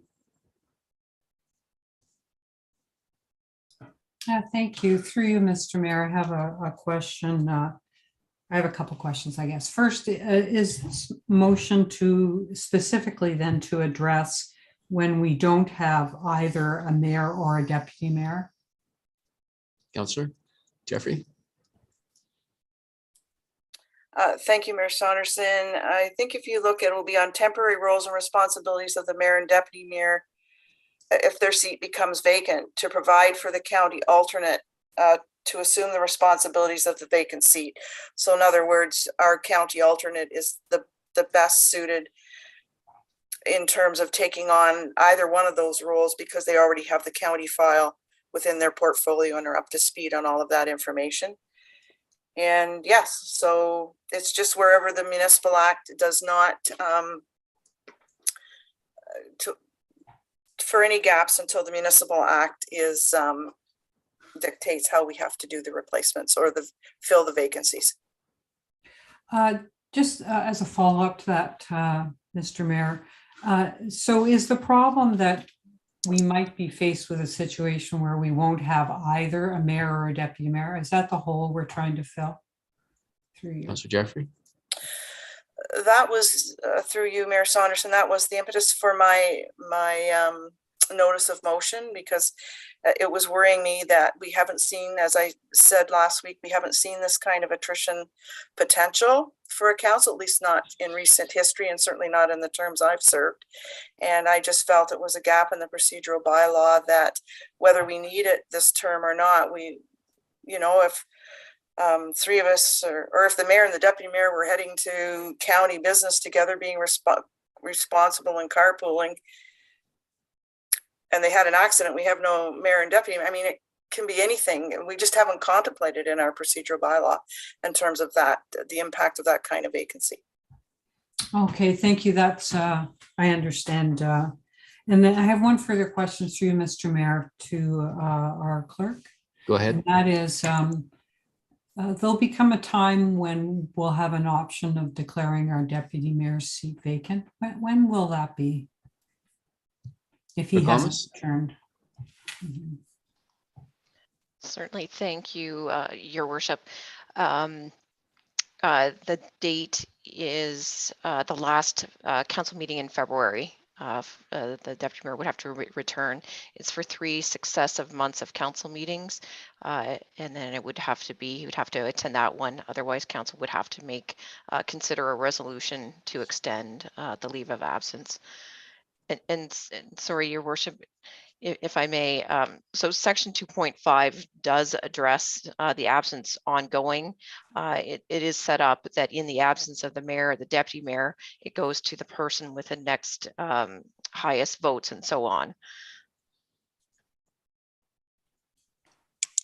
Councillor Hamlin. So just as a follow-up to that, Mr. Mayor, through you to Clerk Almas, are you saying that we don't need to specifically address this then? Almas. So certainly, we just note that there is a process in place should that happen. But if council wants to, because as I even mentioned in the councillor vacancy, circumstances, you know, it can be very specific and different in what the qualifications of the individual you're looking to replace is doing, and maybe that council member that is next in line from the elected. How they were elected into office, maybe there is a better suitable candidate from within council versus going to that next councillor in line. So again, it's a council's druthers. Councillor Hamlin. Yeah. I think I understand the issue here, which is, should we be making a decision now on a circumstance that hasn't yet arisen, when maybe it won't arise in this term, or if it arises in the next term, this might not be the best result, and maybe council should have the opportunity at that time to make a decision. Okay, I understand. I think I agree with that, actually. Thank you. Councillor Berman. Thank you, Mayor Saunderson. Yeah, I offered to second the motion. Again, it is sort of unprecedented, at least in the years that I've been following politics, that right now we have sort of, well, now I guess we have 3 positions that we could talk about. So we lost a councillor last week or a week and a half ago. So the public knows, I don't think we have any idea what the deputy mayor's plans are, and we know what Mayor Saunderson's running for, but I don't know anything to do with dates or times with that as well. So I think it's almost like an update to an emergency plan for council. It's anticipating that this, thank you, I see the clerk nodding. It's almost anticipating that things can happen that you just couldn't possibly have predicted. And this just puts this in place to deal with it if, in case, God forbid, anything does happen like that. Thank you, Councillor. Other comments or questions? Councillor Jeffrey, I'm just, before I get to you, I'm going to look around and see if there's anybody else who would like to comment who hasn't commented. Councillor Madigan. and then Councillor Doherty, and then I'll come back to you, Councillor Jeffrey. Thank you very much, Mayor Saunderson. I understand and appreciate Councillor Jeffrey's motion. And I will most likely 100% be supporting it. But I just would be remiss if I didn't say I just wanted to personally thank Councillor MacLeod for all she's done in the upheaval of this council. And she's done a brilliant job in trying to solidify a level of trust for the people to look at us as a cohesive unit. So I appreciate what you've done, Marion. And I don't speak for anybody else but me on council. Only the mayor speaks for council. I thank you. So thank you very much. And I will be supporting Councillor Jeffrey's motion just to try to make this beneficial for the future. Not it's not focused on today, but it's for the future. Thank you so much. Thank you, Councillor Madigan. Councillor Doherty. Thank you, Mayor. I will be supporting this motion. I like the way Councillor Berman stated it. There was essentially a hole in our emergency plan for council, and this serves to plug it. So good get, Councillor Jeffrey, and I will support. Thank you, Councillor Doherty. Councillor MacLeod. Thank you, and thank you, Councillor Madigan, for your kind words. I'm doing my best. Now, I was against this motion when I first read it as a notion, as a notice of motion. I'm running my words together. Sorry, it's late. As a notice of motion, I was not in favor of this. It didn't make a ton of sense to me, but I like the revision that has taken place, and I understand that it is about during the vacancy. It is not in perpetuity or whatever. And I think it's in spite of the fact that we maybe should have thought of it in November when we were doing the procedural bylaw, we can, at least we're thinking of it now. So that's great. So I will also be supporting it. All right, Councillor Jeffrey, last word.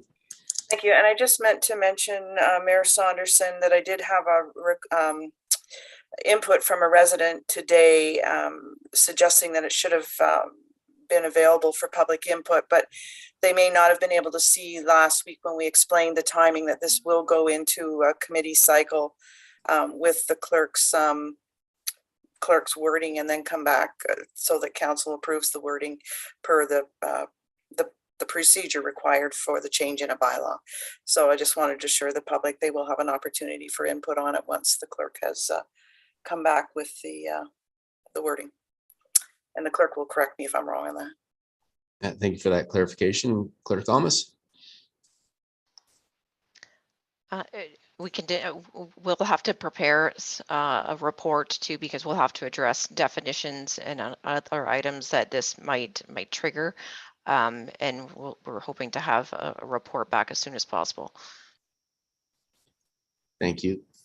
And I have a question or two just before we. So when we talk about the temporary time period between a permanent appointment, how long are we looking at there?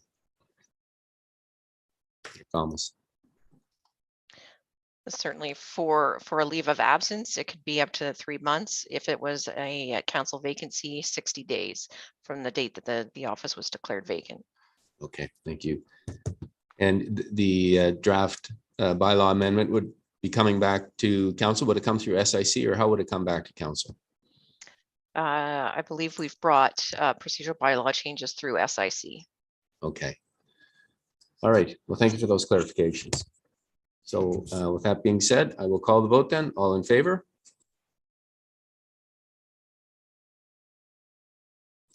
And that is carried unanimously. Thank you. And that brings us then to item, item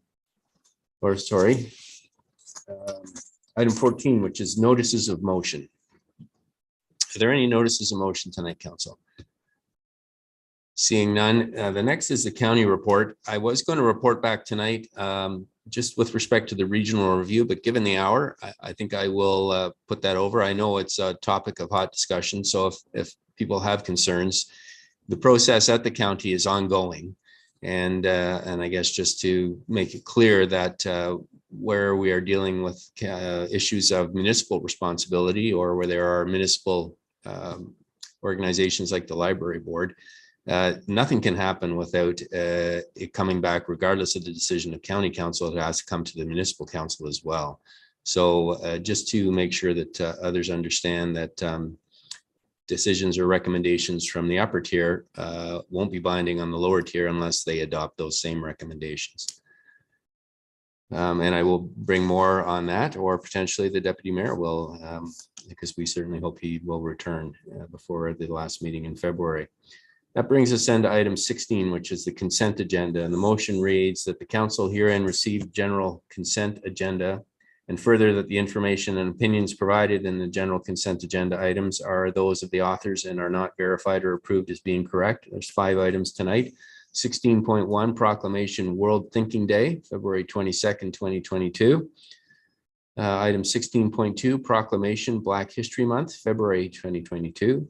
16.3 Proclamation Kins Canada Day and Kins Canada Week, February 20th to 26th of 2022. 16.4 Ministry of Transportation 2021-22 Gas Tax Program Funding Allocation. And 16.5 Tina Comey Response to Integrity Commissioner's Report. Can I get a mover and a seconder? We're going to Councillor Berman and Madigan, and this is just to adopt the consent agenda, and then I'll look for items to be pulled. All in favor? That is passed unanimously. Are there any items to pull tonight, Council? Seeing none, that takes us then to old or deferred business. 17.1. Is there any old or deferred business tonight, Council?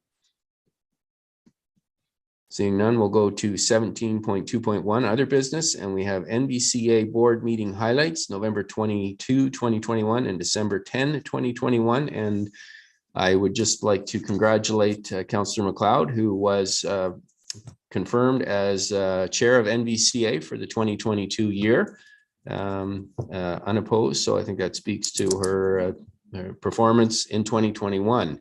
So congratulations, Councillor McLeod.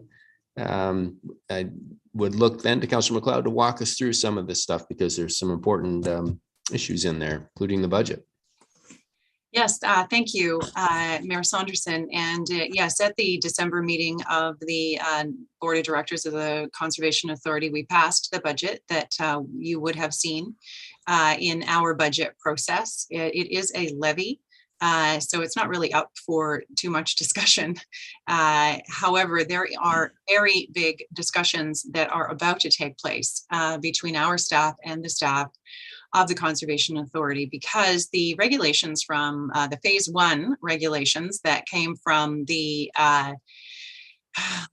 well, let's just go back a little bit to when we were discussing how there were changes that were coming to the Conservation Authorities Act, and this council, at my request, put forward a motion asking for more consultation on the regulations once the bill to change the Conservation Authorities Act was passed. And those consultations have taken place between staff at Conservation Ontario, which is another organization that I attend as chair of the Conservation Authority. And there was a long, lovely set of conversations that took place between staff at the MECP, Ministry of Environment, Conservation and Parks, and Conservation Ontario staff and staff member, a couple of appointees, but also some staff members. And out of that came the regulations regarding the first phase of regulations regarding changes to how Conservation authorities work. Upshot being that there was a bit more reasonableness and an extended timeline to the changes that are coming. What the changes mean for us as a municipality and the other 17 members of the Nottawasaga Conservation Authority, and obviously the other 35 conservation authorities across Ontario, is that each and every municipality has to decide what, from a suite of services provided by the Conservation Authority, it wants to buy into. And I do mean buy into. So there are some services that are not optional. They are called core services, core mandate services, but there are others that are not. For example, education. not core. And I know that we here in Collingwood have a whole bevy of children who have been learning things from Conservation Authority education staff over the years, and that our parents and grandparents and the children and not only enjoy but have benefited from that program. So we as a town council have to decide whether that is worth it to our town. There are other, stewardship is also not core. So I'm not sure if any of you have seen the project that was done all the way up in Agila Tosserantio. So like not Midhurst, I'm sorry. Oh, drat. Mansfield. So past Mansfield on Airport Road, there is the beginning of the Nottawasaga River. So it is fascinating to me that the fish that I catch in the bay in August was born in Agila Tosserantio, or was hatched in Agila Tosserantio, and made its way down in, like, that's 100 kilometers. Mind blowing. Anyway, so that work is not funded as part of the core mandate. So if we want to see the Nottawasaga River, all those stewardship projects take place henceforth, we will have to decide that as a council, and our staff will have to negotiate that as part of a memoranda of understanding. And those memoranda of understanding will be required to be completed by sometime after January 1st of 2024, because the transition plan from the current funding model has to be prepared and in place and reported back to the MECP and ready to go by January 1st of 2024. So it may not actually be you, me, you, and you that will have to do this, but the town will have to do this. And so that's something that we need to keep in mind. So we're trying to support our staff as they put together an inventory of what percentage of what staff members pay belongs in what bucket, and whether that bucket is mandatory or not. It's a tremendous amount of work. And then to divide out, and then to negotiate and have the conversation, and then put those memoranda of understanding into place at some time in the not terribly distant future. So something to contemplate, and certainly some work for our staff to do behind the scenes. And we are very happy, I personally am very happy here in Collingwood, that we have someone who has an intimate knowledge of Conservation Authority work and the importance thereof, who will be leading, well, if not leading, certainly part of the conversations regarding the memoranda when the time comes. So I don't know if that's what you intended me to say, Mayor Saunderson, but there's your update. And I have to say, I'm very honored that my colleagues, my 17 colleagues on the board have acclaimed me to serve for another year. I'm really, really pleased. Thank you for the update, and I had no preconceived notions, so it was an excellent update. And Council, are there any questions or comments for Chair McLeod on NVCA issues? Seeing none, thank you for that update. Is there any other business tonight, Council? I've got Councillor Doherty and then Councillor Jeffrey. Go ahead, Councillor Doherty. Thank you, Mayor. We have received correspondence from residents on Brock Street with concerns about what appears to be a faulty subdrain installation at the rear of the properties in the new subdivision of Indigo Estates. This is adding to a long list of concerns and problems that we have seen with Indigo, issues with drainage, issues with flooding, with boundary tree retention, with elevation differentials and privacy, and the list goes on. This specific issue relative to drainage or lack thereof is not the first time that we have seen ongoing issues with inefficient drainage in our newer developments. And I'm thinking right now of some issues in Pre-River Estates. So I had some questions that I wanted to follow up with staff. And I understand that Manager Slama is unavailable this evening, but that CAO Skinner has offered or has consulted with her and will elucidate us. So first of all, this issue was originally flagged in October. And I'm just wondering what has been done since that time to address it. CAO Skinner. Thank you, Your Worship. And in response through you to Councillor Doherty, yes, Director Slama is out this evening, and but there are a couple of items you've raised, and thank you for raising them, that I think should be addressed. And we'll make sure that anything I can't cover is followed up on by Director Slama. I think you're probably kind in suggesting a number of these issues were raised in October. Some of them I think have been in flight for a while, including in October. And engineering has been in contact with the developer regarding the issues raised in the fall. And I think that there's been potentially a lack of communication on what's been happening in the background. However, it has been happening in the background, and engineering has been in conversation with the developer. Some of the work that they would like done isn't winter work. So we engineering will talk to the developer about their commitments and when those might happen, and certainly encourage them to move forward as quickly as practical. That said, one of the challenges we have during the development process is actually the triggers that would require the developer to or their agents to act quickly. You're probably very familiar with things like financial securities, which we keep from the developer, or the requirement for developers to finish and have all the work accepted prior to the town's assumption of some of the assets, such as roads.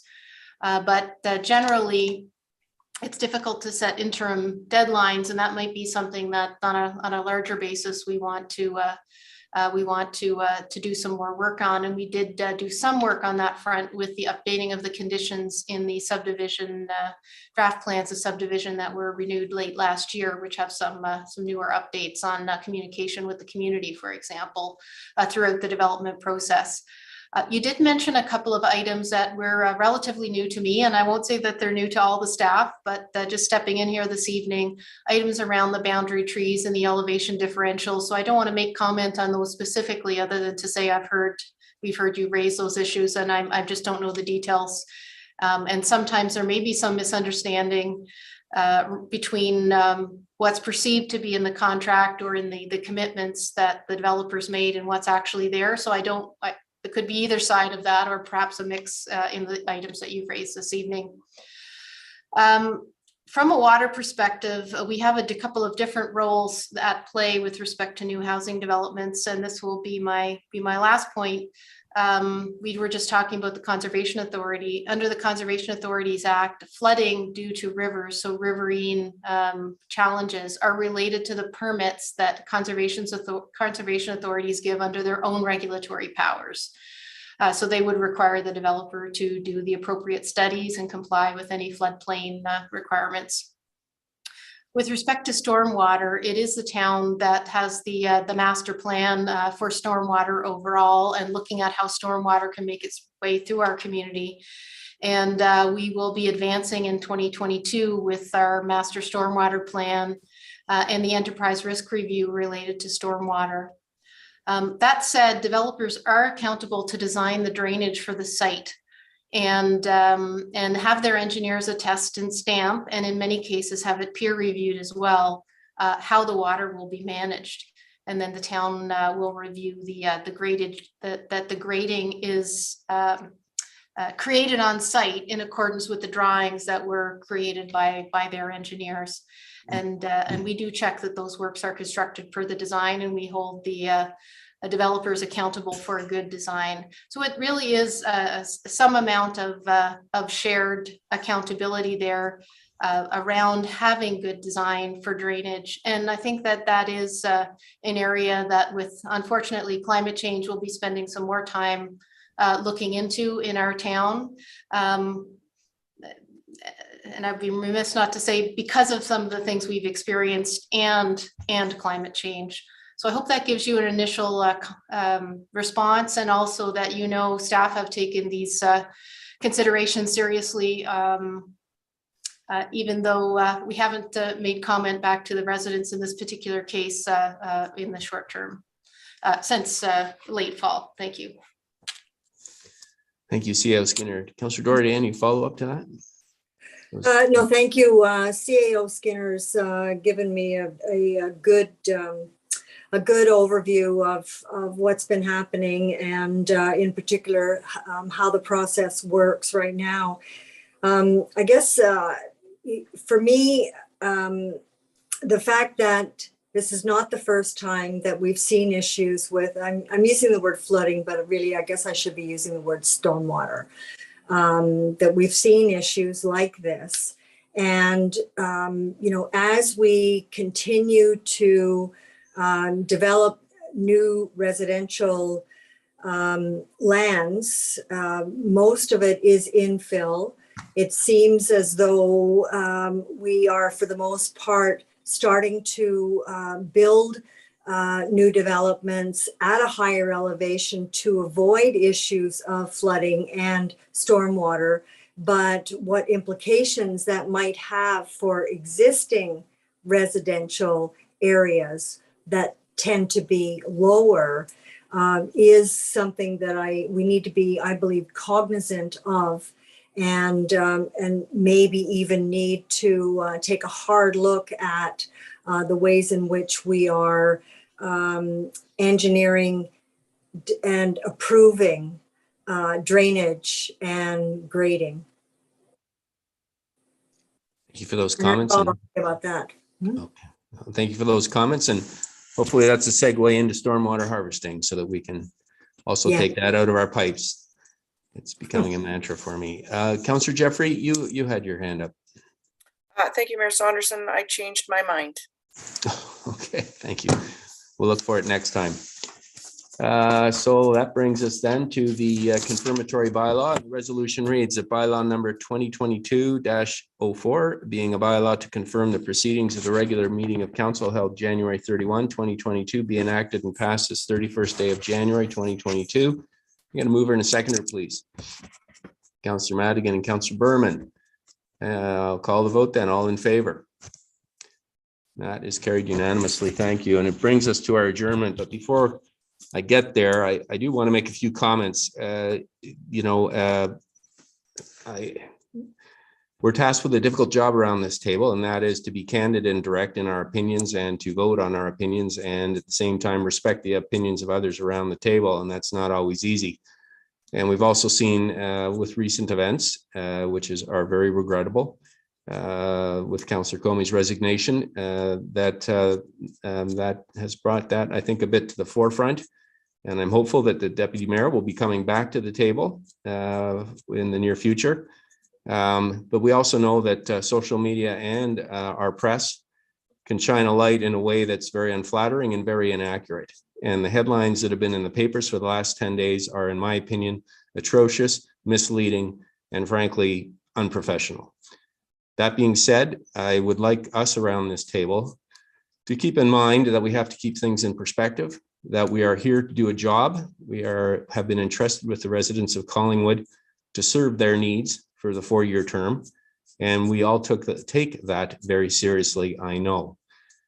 So as we move forward for the remaining months of this term, I would ask that we all keep a sense of professionalism, civility, and understanding around the table as we deal with some of these issues in times that are difficult and trying. And this is my assessment. I think this council has done a lot of wonderful things for this community, from getting our fiscal house in order and continuing down that road to moving forward with some very big capital projects, with the splash pad, water feature, the A1 gathering water feature, the Fisher Fields, and the park, Enviro Park over at Sunset Point, along with grappling with other very significant issues like the grain terminals, and to making sure that things operate on a day-to-day basis in very trying times with our ICBL. And we're going to come out the other end of that ICBL, I think, in a much better place with a water allocation framework, constant monitoring of our water capacity and our wastewater capacity, and moving forward with developments that will be in the best interest of our community and be looking at the sustainability issue. And these are just a number of the very big issues that this council has been dealing with. So I say this in a way that I hope is encouraging and congratulatory to this council and our staff, because I believe we have moved the ball significantly down the field this last 3 years. But we're not there yet. We still have much to do, and we still have 8 months in which to do them. So I hope as we work around the table at council, we will have productive, respectful meetings. And we had, I think, one like that tonight. So let's keep going. And with that, I will now look for the motion to adjourn. Thank you, Councillor Jeffrey. All in favor? And that is carried unanimously.